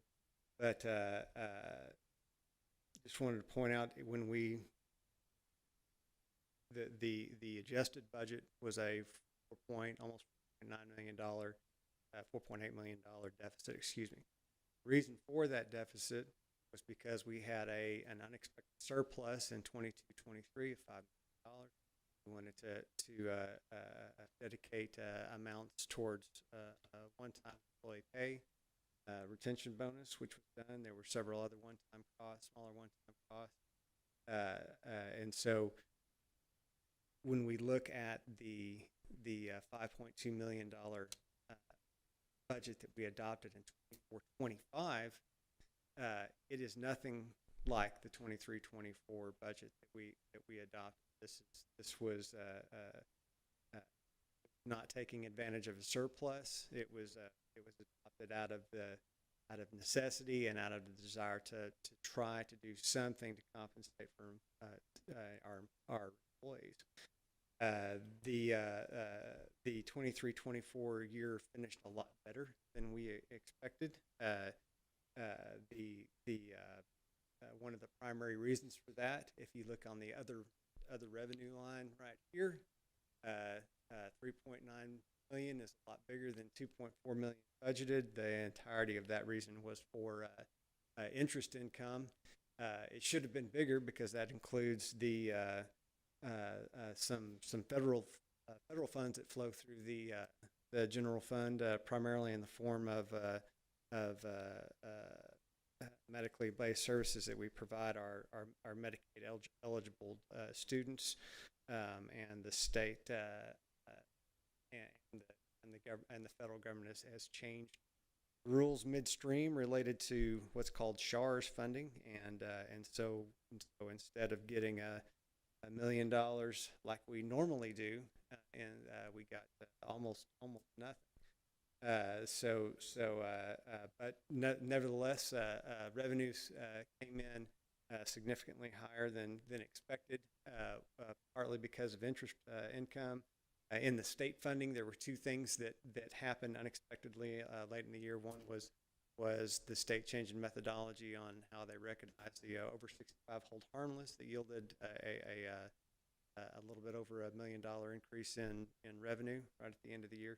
And then we got the results of our property value study audit in May as well that yielded $1.6 million. We normally get monies back on our property value study appeal, but this year it was a significant higher. Normally, if you remember, that's like a $200,000 boost to revenue, and that was great. But except for the change in hold harmless, those are one-time things. They're not going to carry over. The chairman of the Federal Reserve Board, Chairman Powell, has actually come and all but said he's going to cut rates, and so we'll get really excited about those folks that have held off purchasing a home in Boerne because interest rates are going to be going down soon, but on the budgetary side, that's not going to be so great. We're not going to be able to realize that nice bonus in the other revenue line that we had for the last couple of years. Not as much anymore. So setting the stage for $5.2 million deficit, and why that's important, and that is to go on to the next slide, and that's, it didn't just happen, as Mr. Senna talked about just a little bit ago. Basic allotment has not changed over the last 6 years since House Bill 3 was passed in 2019, and inflation has gone up. We've got 5 markers that greatly exceed that are easy to point out. These 5 lines that are already outlined by Mr. Senna, that cost us about $5 million in 2019. This cost us those same 5 items cost us over $9.5 million in 23-24, and will cost us substantially more in 24-25. That's $4.5, almost $5 million budgetary pressure with the same revenue every single time. So as we plan for engagement, and Maritza, you've mentioned that a few times, in engaging our community. So we are approaching 2025, knowing that we're planning based on the 2019 funding. And so to be responsible and fiscal stewards of the dollars, we need to be planning as if nothing's going to happen. And so we are facing unprecedented financial times where we see all the inflation that Mr. Scott just presented, static revenue coming in from state funding, while we're also balancing increased enrollment, lack of public investment, legislative investment in public education, inflation continuing to grow, and also having that pressure to increase wages to keep pace with inflation, and then also the competition for staff and educator talent. So our executive learning team started a few weeks ago conducting internal reviews of our campus and department budgets, and we're also refining the blueprint for stakeholder engagement and advocacy. And so you've heard the term Budget Strategy and Advocacy Committee. That is a group that we're going to be bringing together to really engage a wide audience of our school district to be part of learning about school funding, exploring our options, and providing recommendations to address our budget constraints. It will be similar to our Elementary Attendance Boundary Committee, but we will be assessing and prioritizing our current and long-term needs, keeping in mind we're a growing district. So growth and capacity, evolving educational programs, and also examining our operational efficiencies and sustainability. We expect the meetings to begin in the mid-fall, and we will be putting an application out. We'll be asking board members to make nominations, but we will use this as a great opportunity not only to educate on school funding, educate on the current state of the picture in Boerne ISD, but also to advocate, because we want to equip our community members and our committee members with the facts and be part of the dialogue that helps to explore all of our options. And then the idea would be, we'll have some subcommittees that evolve in this committee, and that we would be coming to the board with recommendations early spring. Next steps. We continue to do deep dives into departmental budgets. We're conducting internal reviews for efficiency and effectiveness, and we are continuing to refine our community engagement opportunity. So that's a quick overview of how we're going to be approaching planning for fiscal year, for next school year, and our budget. Do y'all have any questions for Mr. Scott? Yeah. I think it's super proactive and super smart. So thank you. I think we have to get the word out more than just in these meetings here. So I think it's great. I agree with Christy. Because as board members, we'll hear things like, why don't we have more bus routes, or why don't we have more of this or more of that? And we just need to explain the budget realities. The state of Texas allows its spending growth to equal inflation and population growth. That's a reasonable metric. If the federal government had used that metric starting 40 years ago, we would have a surplus, not deficits, as far as the eye can see. But since House Bill 3 was passed in 2019, we're 8% below that metric. So the state uses that metric for their budget, but not for funding public schools. That's a $6 million gap. And as we've discussed before, if we had just kept up with our enrollment growth and inflation, we'd have a budget that was $6 million higher. That would solve a lot of issues. Mr. Scott, the only thing I think it's fair for the public, and this is a compliment, okay? Mr. Scott is very conservative on his revenue assumptions, and we adopted a budget, and I don't want people to walk out of here tonight thinking we're gonna have a $5 million deficit, because the funding tweak on the hold harmless, I know you're gonna bring an amendment to us next month. That'll reduce that by, I think you said $1.5 million, something like that, okay? But wisely, he underestimates what we're gonna earn on investment income when property taxes come in. And the reason why that's so wise is historically, interest rates have not been what they are today. So we generated $2.1 million in investment income last year. We're only budgeting like $500,000. And I'm not saying that it's going to be a balanced budget. I would predict now, knowing how good you are at your job, it'll be significantly lower than that, but not to the point where we could spend more money that people might want to spend. So is that a fair? I think that's a fair. To a certain extent, I always love heavily prefaced compliments. but and to a certain extent, absolutely it is. You know, we want to underpromise and overdeliver, and so you underestimate revenues and you overestimate your expenditures, but even with that, we've modeled out some fairly unconservative, you know, looking at what we actually spend, and it's still probably going to be an estimate. We're going to bring a budget amendment in September to address what we know that's changed in the formulas since we adopted the budget. Right.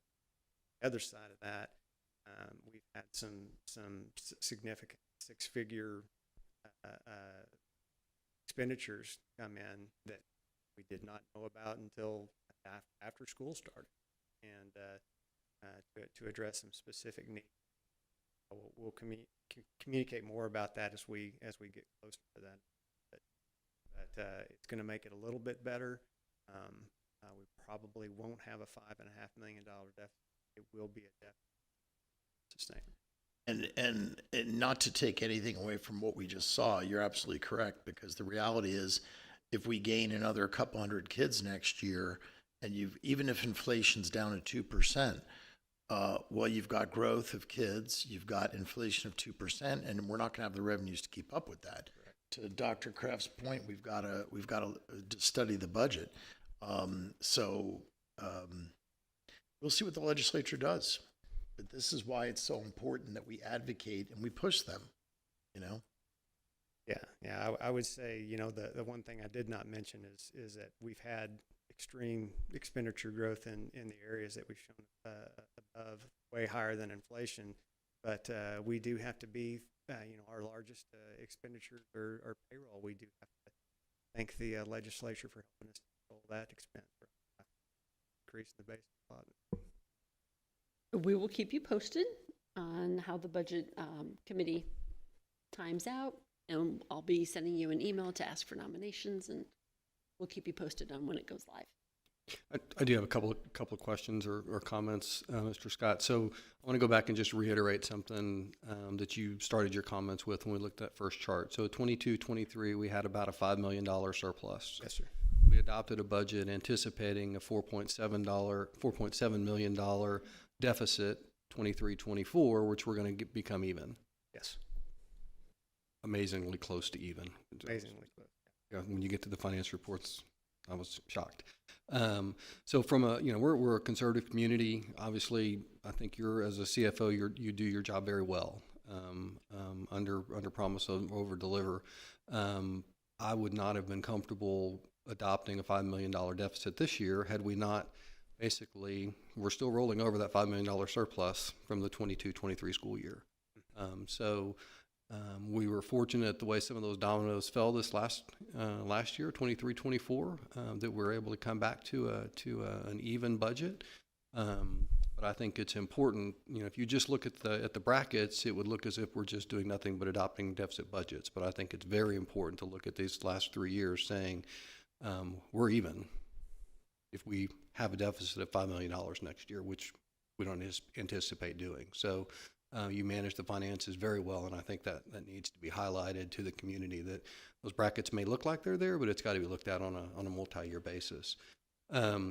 Second, the question I have, or the next comment would be, this is great from the advocacy standpoint, budget process. One of the things, I think this was the 4th year we did it, where the finance committee or basically the full board does budget workshops beginning in January. We're going to continue that process, right? Yes, sir. Okay. So I think that's very important too. If somebody had forwarded me some social media malarkey about, you know, we just adopt a budget 7-0 and we have no discussion, all that kind of stuff. And they forget that, you know, we actually have had budget meetings that, you know, even our new trustees attended for January, February, March, April, May, prior to adopting that budget in June. So I think the public needs to know that there's a lot that goes into this, and there's a lot of misinformation on social media. I think most people know that, but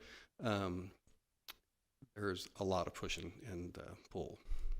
Yeah, it would be a much easier process if we didn't get questions and concerns from the board in the budgetary process, but I guarantee you that's not the case. Yeah, I can promise you there will be more. But I got to say, teaching budget and financing as far as the school district goes, I originally came into this about a year ago, kind of digging in and learning the finances and thinking, oh, I love numbers. This is going to take me, a couple hours to learn how to run the finances. Yeah, I'm glad you're laughing now.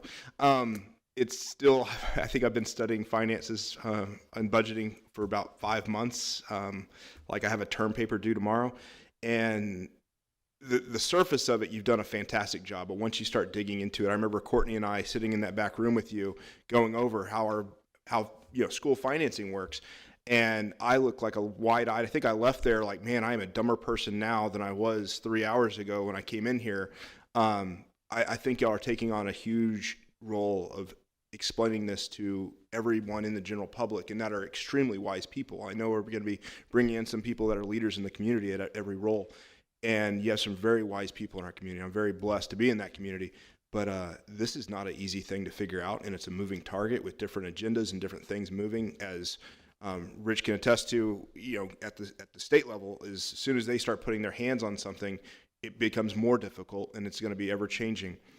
I am so blessed, though, to be sitting in this chair as opposed to a chair about 30 miles south of here looking at a $5 million deficit, which I'm with you. I think we're a little bit off on that, on the good side. No problem to you. But whenever you start talking to other school boards about their deficits, and I get a big smile on my face like, okay, we're going to be okay.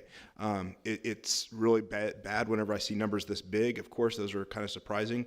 But you see numbers this big in the red, as far as $200 million, $100 million deficits at school boards.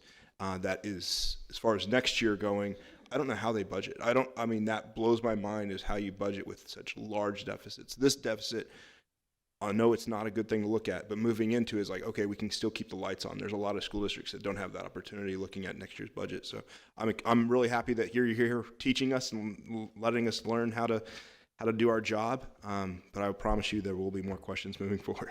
Sorry about that. And I'm gonna add what Mr. Fryer said, because we've worked hard over the past 6-7 years to increase our fund balance to where it should be, which is 2.5 to 3 months. We have 3.1 months, 3.2 months of operating funds in our fund balance, which is a good position to be in.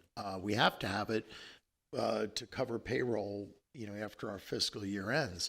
But that's a good position to be in. And even if our deficit is significantly smaller than this, I don't see us being in the black this year. And what would happen next year, and I know it's the whole point behind the Citizens Committee, if we don't get an increase in the basic allotment, you want to give your staff some kind of a raise. You have inflationary pressures. You have a couple hundred new kids to educate. Where's the money going to come from? So we are being proactive and strategic. So we'll keep you posted. Good. As this progresses in the fall. Thank you, Mr. Scott. Okay, back over to you. Thanks. Okay, great. Next up, we've got the review of the final spring 2024 STAR results. So that must be Ms. Flores. Evening, Mr. President, members of the board, and Dr. Kraft. Tonight I bring to you our final state testing results that were just released by TEA earlier this month. All that I will be sharing with you this evening ties directly to our scorecard under student success. Now, normally during the August board meeting, I would be sharing released A through F ratings and or distinction designations for each of our campuses, but as you are aware, TEA, there is a pending lawsuit that the issuance of the 2024 A through F ratings are pending. So I am not able to share those with you this evening. So what I will share with you is our final STAR results by subject area. This chart shows all grades and tests for the spring 2024 administration. We start with reading, math, science, and social studies, and the purple is the percentage of students that scored at the approaches grade level or above. The dark blue is the meets grade level and above, and the gray is our master's percentage. Now, this past Friday, the state did release state and regional data, so I was able to take the average, which is the star performance of the app approaches, meets, and masters, and compare that BISD to the state and regional percentages. As you can see here in this chart, the blue is Region 20, the gray is the state percentages, and you can see BISD is well above on all of the content areas. So those are our final star results. In June, we did have some of our high school students retest for EOC graduation requirements. In English 1, we had 17 students, and 59% of those students were successful. For English 2, we had 12 students, 58% were successful. In Algebra 1, we had 19 students, and all but one were successful on the retest. We're very proud of that. In Biology, we had one student attempt, but unfortunately was unsuccessful, so they will try again in December.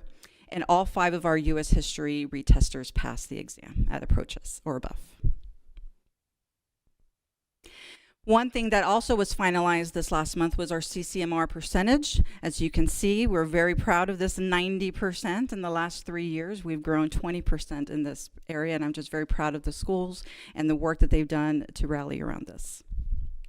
And again, the state did share the their data on Friday. So you can see the purple is Region 20, their percentage. They ended with a 67 rate, and the state at a 76, compared to us at 90. I'm very proud of that. Now, Ms. Flores, CCMR is an important part of the state accountability ratings. Correct. And I know they increased what constitutes an A from whatever it was to like 60. It was a 60, now it's an 88. 88. So they'll probably eventually raise to 90, which is really an A. I mean, but we're at 90, okay. So, but we're not going to get the, because of the lawsuit, we're not going to get the ratings released. That's not good. You know, because we had good numbers. Yeah. Also wanted to share our BISD final graduation rate. As you can see, over the last couple of years, we've increased to a 99.4%, and that's the average between the 2 high schools. Compared to the state and regional data, again, BISD is well above. One area that actually very proud of is our TELPAS. TELPAS is the Texas English Language Proficiency Assessment System, and this is a test that all of our emerging bilingual students take. And they take it in 4 areas: reading, writing, listening, and speaking. And as you can see here, the target in those black boxes, that is the target that the federal government sets for each level. So what I've done is taken the average of each school level so that you can see the difference in our growth in the last few years. So for high schools, the target for proficiency and progress for our emerging bilinguals is 34%. And you can see how we've grown from 15 to 48 to this last year, 59% of our emerging bilinguals. And this is the acquisition of the English language. For our middle school, the target is 44%. And as you can see, we've increased from 48 to 63 to now 74%.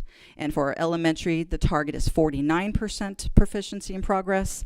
And we've been able to raise that from 43, 54 to now 74. So our district average for TELPAS is a 68, which is the highest it's ever been. If scores are to be released, this will be the first year that every one of our campuses would receive the maximum points under Domain 3 for English language proficiency. So I'm extremely proud of our campus leaders and admin and teachers who are on the ground doing all this work. Compared to the state and the region were both at 50% for this category. That's fantastic. And that's all I have. You know, I was in a class watching the game last week. It was Voss, and it was, what do you call that period? The advisory? Advisory period, yeah. And these were the TELPAS kids. So I was grilling them, and they were all stars, man. You know, I'll tell you. Thank you, appreciate it. They were doing good. Even the kid who had been in the country from Vietnam 1 year, he was amazing. I was amazed at this kid. Any questions? No, just a comment that these numbers are fantastic. So I know you've been working really hard with your team. So thank you so much. These numbers are amazing. Keep up the great work.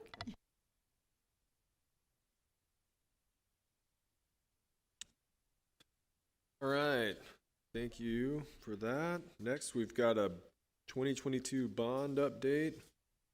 Mr. Stahl.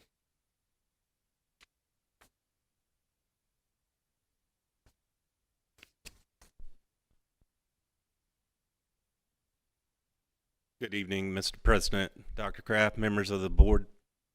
First of all, I know my name's on this presentation, but it wouldn't be very considerate of me not to recognize the efforts of Ramiro Guerrero, who's our Director of Construction and Planning. So a lot of sleepless nights this summer trying to get these projects ready for the start of school, and I'm thankful that we were able to do that. So this is our Aquatics Learning Center. The pool foundation has been poured. The pool wall installation is in progress. The drainage infrastructure has been installed, and the mechanical room was finished being poured today. We expect substantial completion of this project sometime in the time frame of October and November. This is the Boerne High School Health Science Edition. That's roughly 20,000 square feet, and it's 10 classrooms serving our health careers, our health science and careers. Boerne High School, we had quite a bit of work over there over the past couple of years. Of course, we have our ongoing project in the courtyard. We're expecting substantial completion with that by the end of September. And we have provided protected pathways for our student and staff to transgress that area in a safe manner until that's done. We had the stadium where we replaced the track. We replaced the turf in part of our turf system.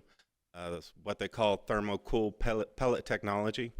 A water cannon was installed as part of that project where you actually spray this field much like you would your grass at home. The pellets absorb the moisture, and it cools the field by up to 15 to 20 degrees. We also demoed the existing wood bleachers on the visitor side. We poured a concrete foundation and we installed new bleachers. And of course, we had the HVAC deferred maintenance primarily over the fine arts area where we replaced several rooftop units. Champion High School, we're expecting substantial completion again in September, October timeframe. We have the HVAC deferred replacement primarily over the admin area. That's substantially complete. We had to install a French drain system around our tennis courts because we discovered a problem where water was infiltrating through the foundation of the tennis courts. So we poured a French drain and a beam system around that tennis court to prevent that from happening in the future. And then the tennis courts resurfacing and the band pad resurfacing and painting. I believe that came to you all in the purchasing report tonight, so we will authorize that project tomorrow. Then we have Boerne Middle School North. We have a new parking lot behind the Rock House, the athletics office. It's about 87 parking spaces that we previously didn't have before. We've replaced HVAC units, rooftop units over the library and the C wing. And then we upgraded the fire alarm and PA system at Boerne Middle School North. These are ongoing projects. These are library renovations at our 4 legacy campuses: Kendall Elementary, Cibolo Creek, Carrington, and Fair Oaks Ranch Elementary. We're expecting substantial completion by the end of the Christmas break, hoping that these staff and students will be able to go in there and use their new libraries when they return for the second semester. We opened the George and Bedelia Mitchell Learning Center on the first day of school.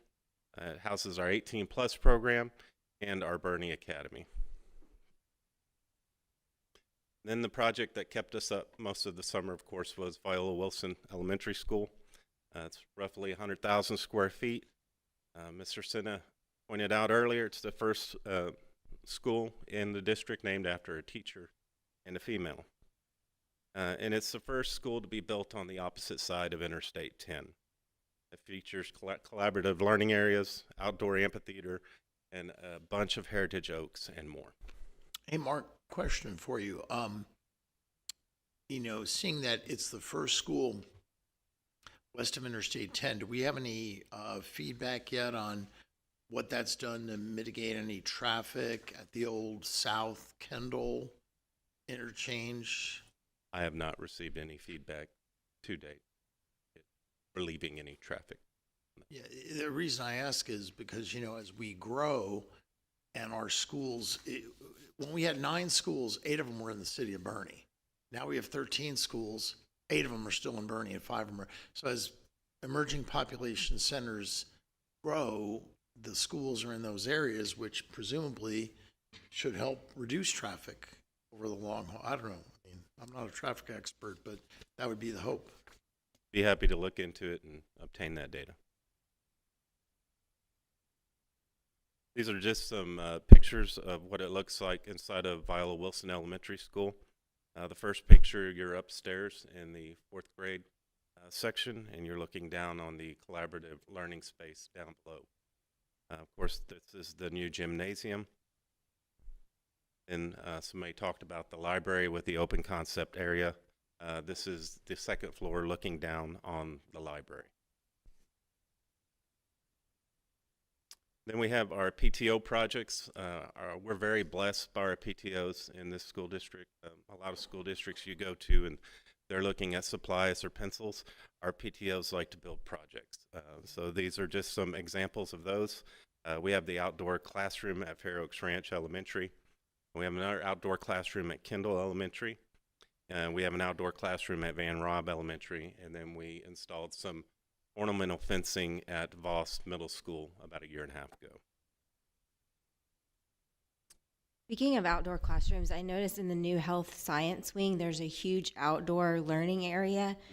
Will there be like classroom seating, or what type of furniture will you? We're working with the furniture provider to allocate outdoor furniture for that area. Okay. And of course, we had the safety and security aspect of our construction projects. We're still pending substantial completion. We're pretty close, but that included the cameras, the card readers, and the door alarm upgrades. And again, the security upgrades to include the fencing and the window film. You've been to Champion High School recently. You've noticed we've installed quite a bit of fencing over there.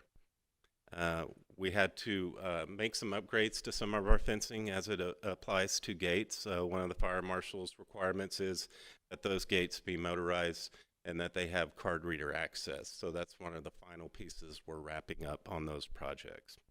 And we're about 90% complete. And of course, we have our playground and rubberized surfaces. We're substantially complete at Fair Oaks, Van Robb, and Cibolo Creek.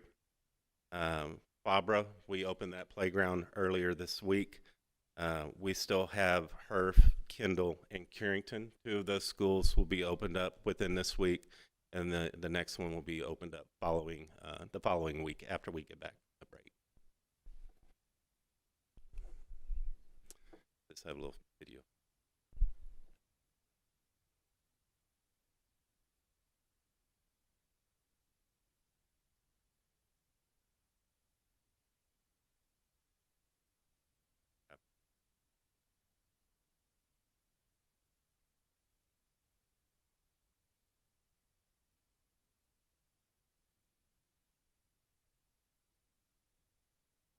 There's great music that goes along with these pictures.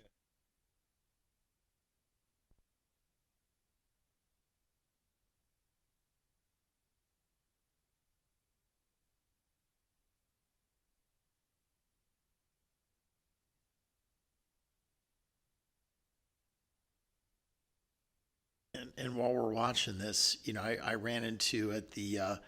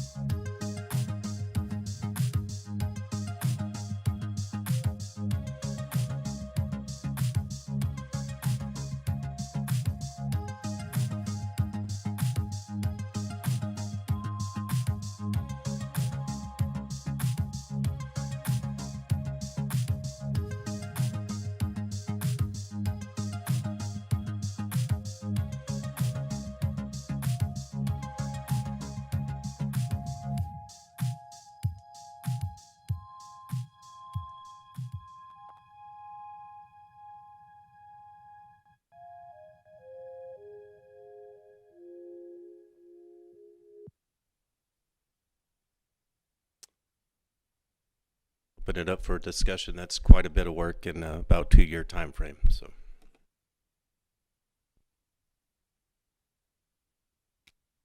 Mark, I would just say you and Romero are to be commended. You know, we get these updates in Dr. Kraft's sometimes biweekly, sometimes monthly board reports, and just love to see the progress of things taking place. And it's, you know,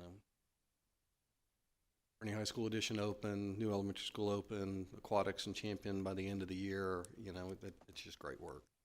Thank you. Yes, thank you for everything you're doing, especially with, I know with all of the numbers that have changed over this time frame, and still being able to bring a lot of those projects in as you know, expected. It's just been wonderful. So thank you for your hard work. I know that takes a lot of time. Truly a team effort. I can't take all the credit, but we appreciate it. Thank you.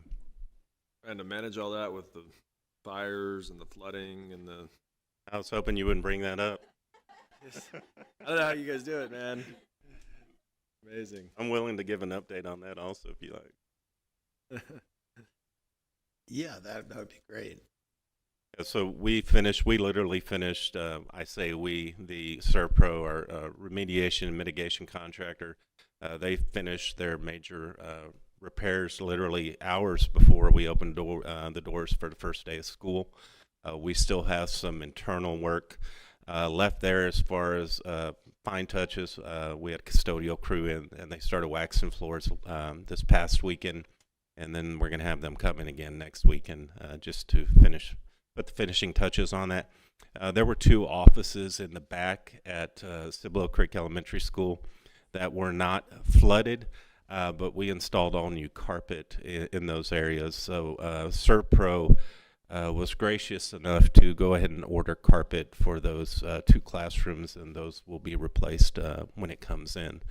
Boerne High School, of course, was a little more complicated with just the extent of the damage and the amount of work. Mr. Wilson and his team have been incredibly gracious in working with us and the contractor. So we still have to install some winger units in the band hall. We have acoustical wall panels that hang on the wall, and they're also on the ceiling. That whole room was pretty much gutted. So we're still tracking, hopefully by the mid-September, September 9th, I believe that's the date to have that done. And then in the auditorium, quite a bit of work too, basically a whole new stage. So. Mark, did I read correctly on the budget details you gave for the bond that it looks like we've come in under budget by a couple $1 million? Is that right? 2.4 million, yes. 2.4 million. So, okay, that's good. Good. And out of I think the budgeted soft costs are about 20 million. We've only encumbered about 14 million to date, and I anticipate seeing some savings on soft costs too. Good. And then what's this E-rate? I don't know, maybe that's a Sean question. I don't really. That is.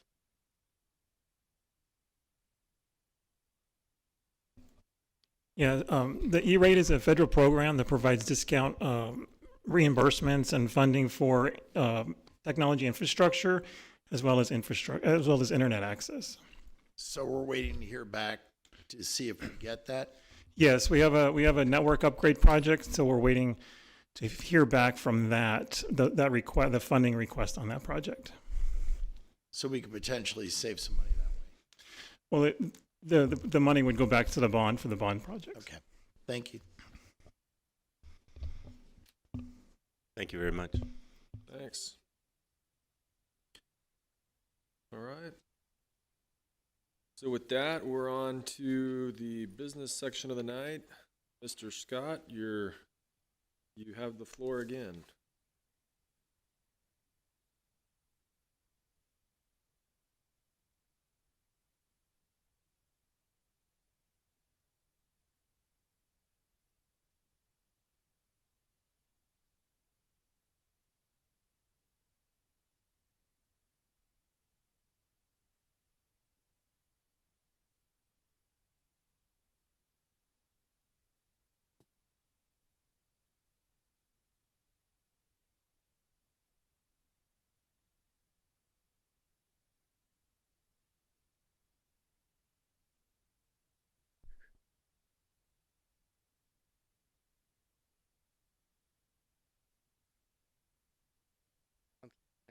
reports, thing on the agenda? All right, you've been provided the results of operations for the period ending June 30th, 2024. We've talked a little bit about that, but let's talk about it a little bit more. I would point you to the general fund section. The third page of that, or the second page, excuse me, of that report, where it shows that the district actually had a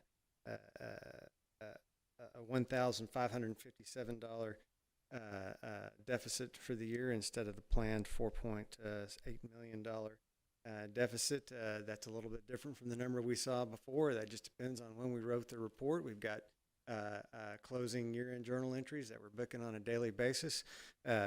We could end with a small deficit. We could end with a small surplus, but it'll be small and not a big deficit. So that is a good thing. As we discussed before, it's a little bit clearer to see the federal program revenues where we budgeted $845,000 and had $698,000 in actual. That's one of the places where we really under budget, right? We typically get a lot of SHARS money, but we can't trust it, and this year is evidence why. There's a lot more information coming out from the HHSC regarding continuing changes on SHARS that continue to pare that down to where it's going to be a very small six-figure number in the future and not the $1.5 million that we used to get. And more information about why that all is will be forthcoming. To suffice to know that it is a statewide issue. It's nothing that Boerne or any other ISD has been doing wrong, but significant changes in the way the state is processing SHARS claims on up to the federal Health and Human Services Commission. All right, going on to the Child Nutrition Fund. Right now we're sitting at a $240,000 deficit for that fund. The primary reason for that deficit is the indirect cost that we claimed at the end of the year. We're required by federal guidance to keep the fund balance under 3 months of expenditures. That would the $833,000 fund balance, if we had added to that, would have greatly exceeded that, and so that will keep fund balance in the Child Nutrition Fund down to a reasonable level. I guess before I proceed, are there any questions about the general fund or the Child Nutrition Fund and those results of operation? All right. And I guess one thing I will say about the Child Nutrition Fund is if you notice the local revenues came in significantly under budget. One of the things that the FDA that guides child nutrition funds publishes reimbursement rates after we adopt the budget. So what they reimbursed in 22-23 was quite a bit higher than 23-24. That was that was intentional as a result of coming out of COVID, and but that wasn't communicated until after we adopted the budget. And so even though we sold more meals, or more children actually paid for meals in 23-24 than they did the prior year. Excuse me, they did not pay for those. Those are the free and reduced, and I'm talking about federal and not local. Federal is the one that went down. So federal money went down, but yes, local went up quite a bit. Local went up quite a bit. More kids were buying meals. Yes, I was talking about federal and said local. That's the word that came out of my mouth. So forgive me for that. But the federal reimbursement rate is the one that went down, and local sales did go up quite a bit. so did federal. We had more, a higher percentage, and more children went up to I think at the end of the year we almost had 2,500 kids that were in the free and reduced program. But that was at a much lower rate than it was in 22, 23. So hopefully those words that came out of my mouth made sense. Not talking about local, like federal. Okay, the debt service fund. We had a $1.1 million surplus in that fund for the year. The primary reason for that was the uncertainty related to House Bill 3 affected the and the compression on that, and the changes in the homestead exemption affected how much we got reimbursed from the state. That went up quite a bit from the year before, but we didn't know about it until halfway through the year because of all the special sessions that were called. When I ran the template all year long, it said 1.6 million all year long. If we looked at the summary of finance, it said we were going to get 2.2 million, and they gave us 2.2 million. So yay, we got a little bit more funding than we thought we would. We are going to dedicate those funds, and have dedicated those funds budgetarily towards defeasance, which we'll talk about a little bit further. It's important to maintain fund balance at an appropriate level for the debt service fund. We need to be able to pay for our August payments. You know, when you adopt your INS fund, you're actually adopting the payments that you make during the fiscal year, and since the little bit unusual is you're actually budgeting for your August payments in the following year, and so we have $5-6 million in principal and interest that we pay in August. We need to maintain fund balance, but we don't need to let it get significantly bigger than that. And so so when we have a nice bump like this year, we'll just dedicate it to the following year and keep maintaining flexibility and capacity. All right. I guess I would like to talk about the activity funds for just a moment. We landed at the end of the year with 2.7 million. Every single one of those dollars represents funds that come in from the community. And we appreciate every single dollar that is dedicated to help the district out in that regard. The Capital Projects Fund, there's two things that I'll say about that. One, you'll see that the $4.2 million in local revenue is entirely interest income. The next time you see that will be the annual financial report. You will not see $4.2 million. We'll probably chop that in half because of what we'll have to hold back for arbitrage. And so that'll be a significant change. We just don't know what that number is at this point in time. We should find out here pretty soon as we get towards the completion of the audit. When you say arbitrage, you're talking about how we were actually earning more in interest on investing the bonds that we sold than we were paying in interest to the bondholders. Yes, sir. And the IRS, you have to keep it in reserve. Okay. Yeah, you can't earn more than interest than you're paying on taxes. So and so we have to hold that back. And if a number of years from now, if that plays out, then we will have to pay that money to the IRS. In the meantime, if you'll see down at the bottom, we still have effectively $80 million in unspent bond funds that are continuing to play out as we complete all of our construction projects over there with Mr. Stahl. We don't have a budget amendment to address in this report because you can't adopt a budget amendment after June 20th, and the tax collections are very comparable to prior years at about 98.5%. Do we have any questions or comments on the remaining reports for the June?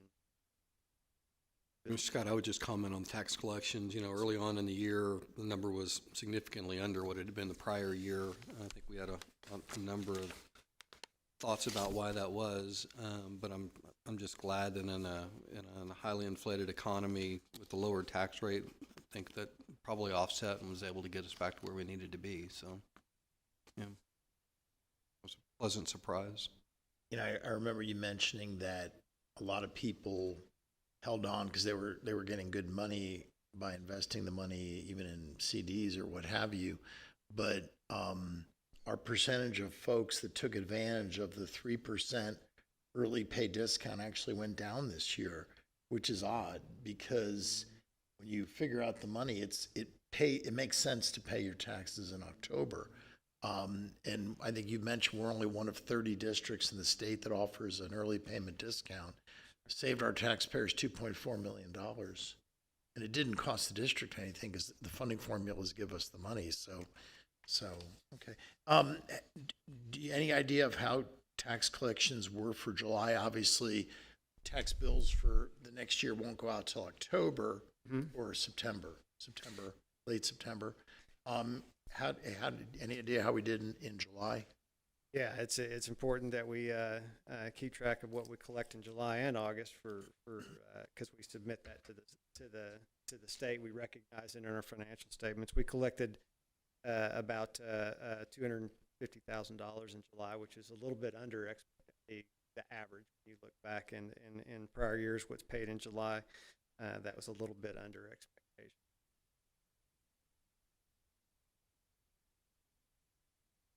You'll notice on this report that the biggest amount of unpaid taxes is from the prior year, but in last year we had 1.9 million, but that's down to 480,000. So people catch up within the next year usually.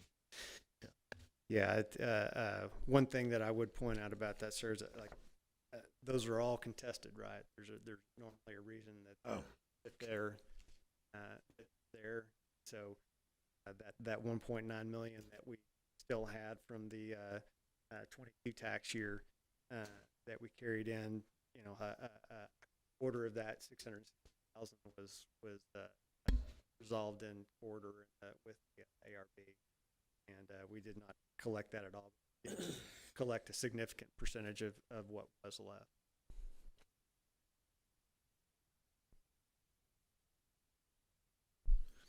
Any more comments, questions? Just one quick question. What was the amount of donations, did you say? Was that 1.7? 2.7? 2.7, which was recognized in our activity funds, which is our campus and our student activity. I just, that is huge. It makes such a huge difference on our campuses and to our teachers. So just, huge thank you to our community, our parents. We have such a support system here, and we're very lucky and we're very thankful that we have them. Absolutely. That represents a large amount of revenues, anywhere from pure donations to the donations our students give us for parking violations to concession sales, and every single one of those dollars makes a huge difference for the district. Great. Thank you, Mr. Scott. So we've got some information there. Would anybody like to make a motion on the budget amendments and donation report and tax collection report? Mr. President, I move to approve the budget amendments, donation report, and tax collection reports as presented. And I second. Got a motion and a second. All in favor say aye. Aye. All opposed, same sign. Okay, motion passes. You're up again, Mr. Scott. Time to talk about in June we held a public hearing and brought forward the budget and the proposed tax rates for 2025. The TEA provided the maximum compressed rate to us in early August, so now we get a chance to actually adopt those rates, since there's no difference between the tax rates that we brought forward in June and what TA approved. We're not going to hold a public hearing again, but I'm certainly going to provide information similar to we had public. Am I in control? In control. All right. We'll do this under Texas Education Code 44004. Here is a picture of the values that those tax rates are behind. The appraised value of all properties went up 3% from the prior year. We had $440 million in new properties. That's a 19% decrease from the year before, but that's the number that we have. The taxable value of those properties are similar. You'll see that even though appraised values only went up 3%, the taxable value went up 8%. That's going to play out a lot more for for folks that own homes, and I'm going to talk about that just a little bit more in a minute. But what we assumed for our taxable values and what came in was very, very.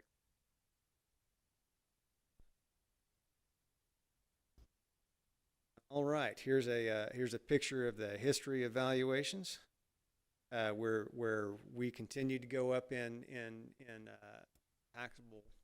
taxable properties. The main reason for the increase is related to, and we've talked about this a little bit before, but we all saw that our own homes probably didn't go up much in market value over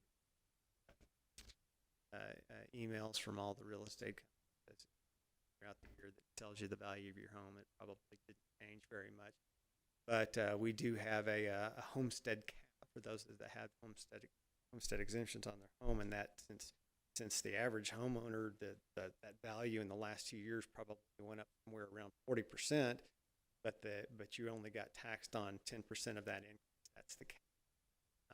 But your home is still valued up at that high, so there's a 10% expiration of that cap, and so that's what drives. Had the $440 million new construction, but the rest of that is going to come from that homestead cap.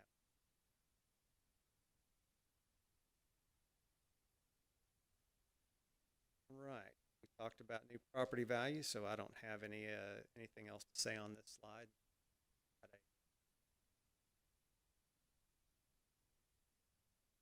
All right.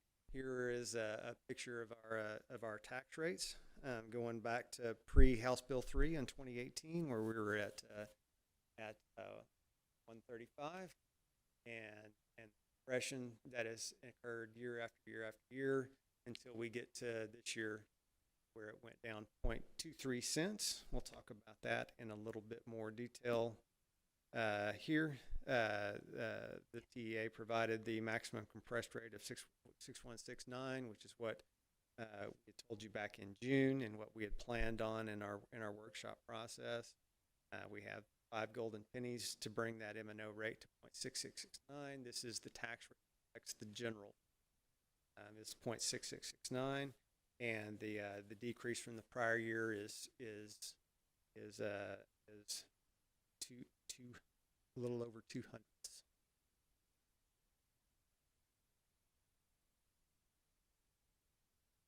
Combine that with our interest and sinking rate, which is what we use to pay principal and interest on our debt. That is going to stay the same as prior years at 0.324, and that brings our tax rate to 9909.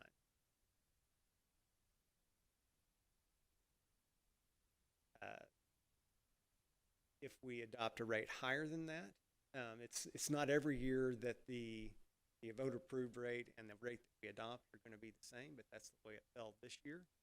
If we tried to adopt a rate higher than that, we would be subject to voter approval, and we're going to do that. All right, and then just information. Here's a picture of the average value of the Boerne ISD homestead. As you can see, that it's only a 1% increase in market value, 14% decrease in tax.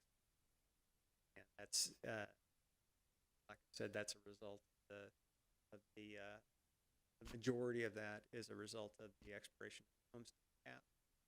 And so even though we saw over a $900 decrease in the amount of tax there, and last year came back a little bit this year.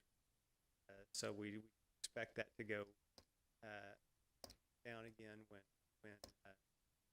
state compresses the rate as a result of legislative sessions that have no. Now, I mean, yes, the average home value went up from 657 to 666, not much, 1%. Yeah.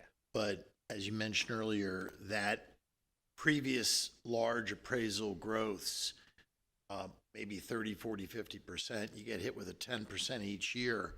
And so I don't think anyone would see in a homestead exemption case a 14%. They would be capped out at the 10, then take away the very small tax decrease.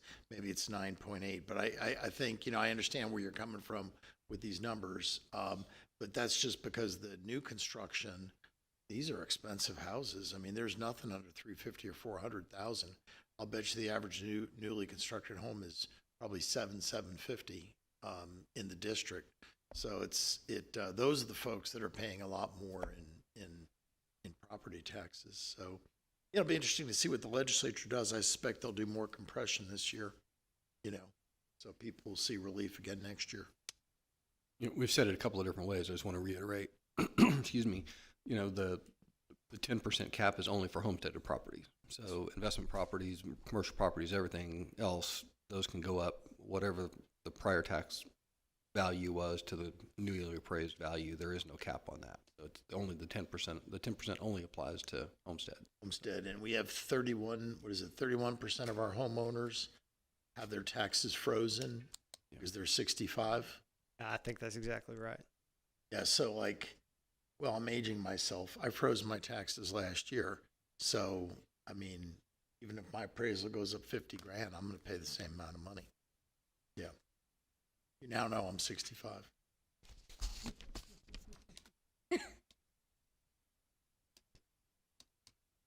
Any questions on the tax rate? Mr. Scott, can you explain the 3.52% increase in the tax rate and the verbiage on that, on the motion?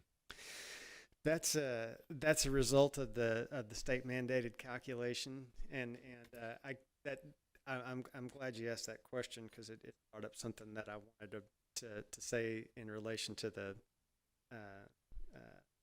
levy, because not only does the motion have to say, you know, what they do is they calculate that the no new revenue tax rate, which is a theoretical tax rate that says if we were to opt the last year's budget with this year's value, tax rate would have been this much lower. Therefore it's an increase in the, and it's a little bit of nonsense, but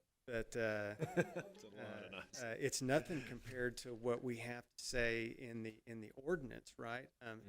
Because the motion you're going to use that language, right? It's an increase, and it also says in the ordinance that it's an increase for the homeowner of 0, which we can see from this is not even remotely true.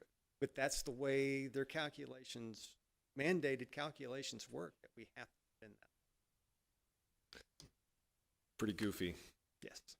So I can make the motion. So even though we're going to lower the tax rate by 0.0023, I'll move that the property tax rate be increased by the adoption of a tax rate of $0.9909, which is effectively a 3.52% increase in the tax rate. We got a motion? We trust you, Mr. Scott. What was that? Oh, second. Okay. We got a motion and a second. All in favor say aye. Aye. All opposed, same sign. Great. Mr. President, I just wanted to add that the tax rate we adopted on the M&O side is the lowest allowed by law due to the equity floor. We've reached the equity floor.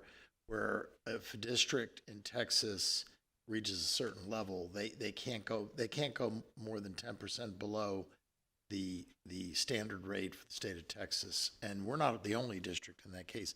I think like a majority of the districts in the state have hit the equity floor. And the other thing, our INS tax rate of the 17 fast growth districts in the Austin, San Antonio area, we have the second lowest interest and sinking tax rate. And that district's having a big bond election, and if it passes, will be the lowest. I normally present comparable tax rates. Since we're adopting in August this year, those rates aren't available because they're adopting this month like we are. Okay. Wonderful. I guess we're on to the defeasance resolution. So, oh, and one other quick comment as I go into defeasances, numbers of districts that are at the floor is approximately 512. Yes, sir. Yes, sir. Okay, you have in front of you defeasement orders. What we do is take all our anticipated debt activity for the year and bring it to the board as the year gets started. Two tenets of our debt program is flexibility and capacity. We want to manage our 32.4 cent tax rate, which Mr. Sender just described as one of the lowest tax rates, INS tax rates, especially for a fast district. It is the lowest rate. And to maintain that rate, we take advantage of the opportunities that we have. We're proposing $2 million be, or approximately $2 million be put towards early defeasement for the 2014-2016 bond. We don't have any current refunding opportunities this year. That'll come in the following year when we attack the 2016 bonds, but we can do an early defeasement on the 2016s. That does make sense. The 2014 bond looks like it would yield about $700,000 in savings. Pursuing the 2046 maturity on the 2016 bonds would yield us almost $2 million in savings. That's the one that makes sense at this point in time. That's not something we're going to take action on until January, when it's time to put that in place before the February. That's the timing of that. And so we'll continue to evaluate those, but I don't think those numbers to change. Great. Any questions on that? Yeah, actually looking forward a year. So we're looking at an additional 2.3 million in early debt retirement this year, save a couple million in interest.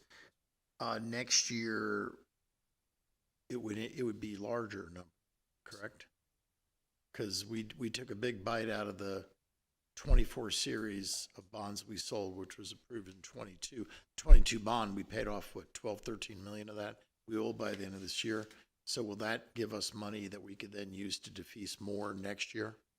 Yes, sir. We have estimated somewhere between 15 and 20 million to assign towards defeasance.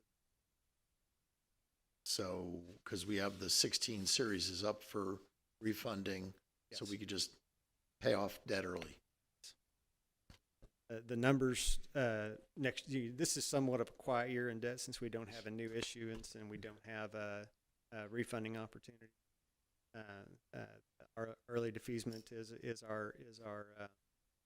one of the items. The other was paying the 8-figure principal payment on the bond issue that we did in May. That's where we applied our.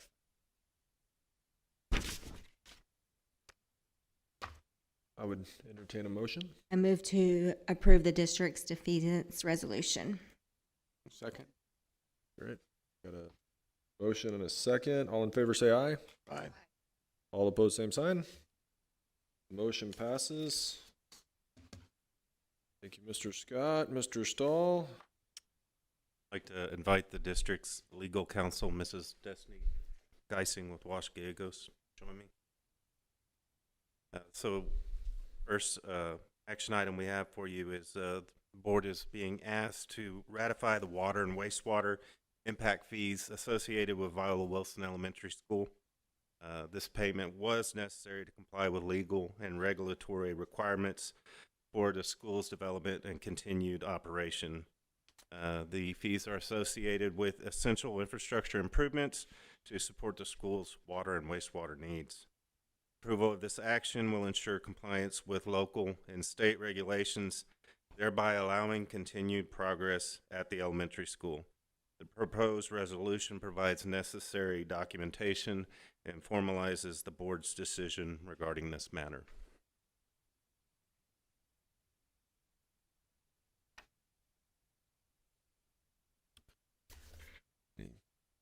Questions on that? Let me just make sure that I read the resolution correctly here. So, Texas Local Government Code states that school districts are not required to pay impact fees imposed under this chapter, but WCID is requiring us to do it because SAWS is charging them. Yes, that's correct. It's an impact fee that's charged because the property is located outside of SAWS CN, and so they're not required to serve that. So they do pass through that impact fee, and the water, whether or not.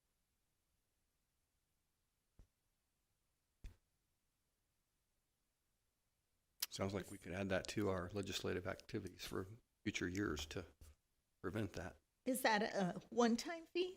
Yes, that's a one-time. Just like to clarify, it's for 2 meters, a 3-inch domestic meter, and a 2-inch irrigation.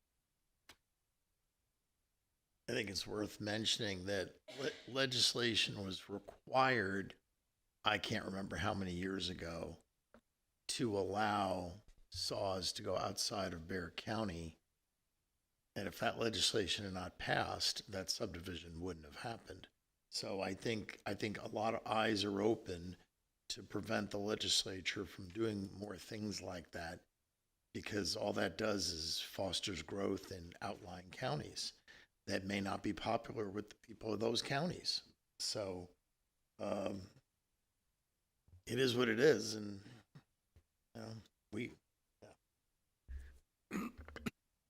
Excuse me. So I move that the board ratify the payment of the water and wastewater impact fees at Viola Wilson Elementary School, and further move that the board adopt the proposed resolution as presented by the administration, and direct that the board secretary place a copy of the resolution in the official minutes of this meeting. I second. Got a motion and a second. All in favor say aye. Aye. All opposed, same sign. Motion carries. Thank you. On to the Aquatics Learning Center. Yes, I'm here tonight requesting approval from the board to approve a change order associated with the Aquatics Learning Center for the addition of a right turn lane along Herf Ranch Boulevard onto Aquatics Way as required by the city of Boerne, which will result in a total cost impact of $136,393.01. This proposed right turn lane is a requirement from the city of Boerne due to the number of trips turning right onto the private driveway off of Herf Ranch Boulevard. The proposed right turn lane was approved by the city prior to being priced by the general contractor on the Aquatics Learning Center. The general contractor will now be able to phase the water main extension, sidewalk reconstruction, and the right turn lane simultaneously. Initially, the construction of the turning lane was intended to be bid out as a separate project for the Aquatics Learning Center. However, after further consideration and in the interest of time, it has been determined that incorporating this scope of work into the existing Aquatics Learning Center project would be more efficient. So this is from Herf to Charger Boulevard? Yes. And I'm sure, without knowing how much a turn lane normally costs, do you think that's a fair price that they're asking? I do. And what's the time frame on completion? We would still meet the date I shared earlier, October, November. It would just now become part of the project. Really, we just took the cost from that bucket and just included it in the one bucket for the aquatic center.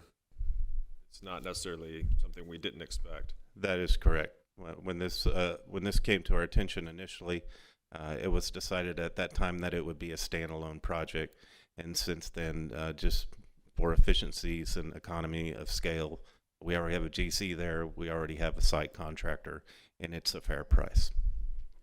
And we're within budget on the overall aquatic center, correct? Yes, sir. I think we were under a couple $100,000. Mr. President, I have a motion for the board to approve the change order for the Aquatics Learning Center. Right turn lane is required by the city of Boerne, which will result in a total cost impact of $136,393.01. Got a motion and a second. All in favor say aye. Aye. All opposed, same sign. The motion carries. Wonderful. Yeah, I know this is the fun one. All right, last item. The board is being requested to adopt a resolution that authorizes the purchase of approximately a 70-acre tract of land in Kendall County, Texas. This property is strategically vital for future district needs and development. The superintendent, if authorized, will be given the authority to finalize negotiations, sign the real estate contract, and complete the sale on behalf of the district. Like I said, this acquisition is critical for the district's long-term planning and growth. The resolution will formalize the board's decision, enabling the district to secure the property and move forward with plans that align with future educational and operational needs. Thanks for that. We had discussed tabling this until we get some more information until a later time. Do I have a motion to that effect? Yeah, I would agree to that. I think there's just too many things that the seller's not provided, and there are too many loose ends at this point in time to be rushing this, in my opinion. So I'd be happy to make a motion to table this item. And I would second that. I feel the same way. I feel like the contract hasn't been fulfilled on their side to completion, so therefore it would be inappropriate for us to move forward at this time. Agreed. Agree. Did you have anything, Maritza? No, I was just going to say, I was going to ask Destiny, I know she's been updating us throughout the last year, I think, right? Is that how long we've been working on this deal? 3 days ago, I think. Wow. And yeah, some of these hurdles that it seems like every month or every few months we have a new hurdle that just gets presented to us on this piece of property. While Mark did, of course, Mr. Stahl point out that it's critical for us to use, we also want to make sure that we're looking at everything and making sure that we're making the best choices for the district with the money that we have allocated for purchasing property. And there's just too many things. I know that we learned from a prior experience with our last middle school and water issues. You know, we just want to make sure that some of these things here are taken care of before we move forward with purchasing a piece of property. We're making sure that all of our boxes are checked, and obviously we want to make sure that this property is in the best interest of the district and also in the best benefit. So we're going to continue to go down that trajectory, that everything that is needed to have in hopes of closing, but obviously we don't want to. Well, thank you for all your hard work. I know it's been a lot of hours working on it, so thank you. Destiny, could you provide like a table, like a time frame for the tabling of this? So I know that we have a board meeting next month, so we're hoping to get some of those questions that we have answered. If we're ready, then we'll go ahead and put this back on the agenda and in hopes that we'll have that resolution to be. Thank you. I think as Mr. Pipes pointed out, I feel that, you know, some of the contract items have not been met that were allocated on there. And so I feel that that's going to be important for us to be able to bring this up for voting. So hopefully those will come to fruition. Yeah, that's a great property, and hopefully it all works out, but we'll look at all the options down that direction. Well, we've got a motion and a second already, and everybody actually independently said aye, so I think we're good on that one. So, yeah. Excellent. Okay. So that takes us through the end of action. Let's go ahead and do future business real quick. We're going to have to reconvene in a closed session, so we won't adjourn. But so everybody get comfortable. We'll probably be back in an hour or two.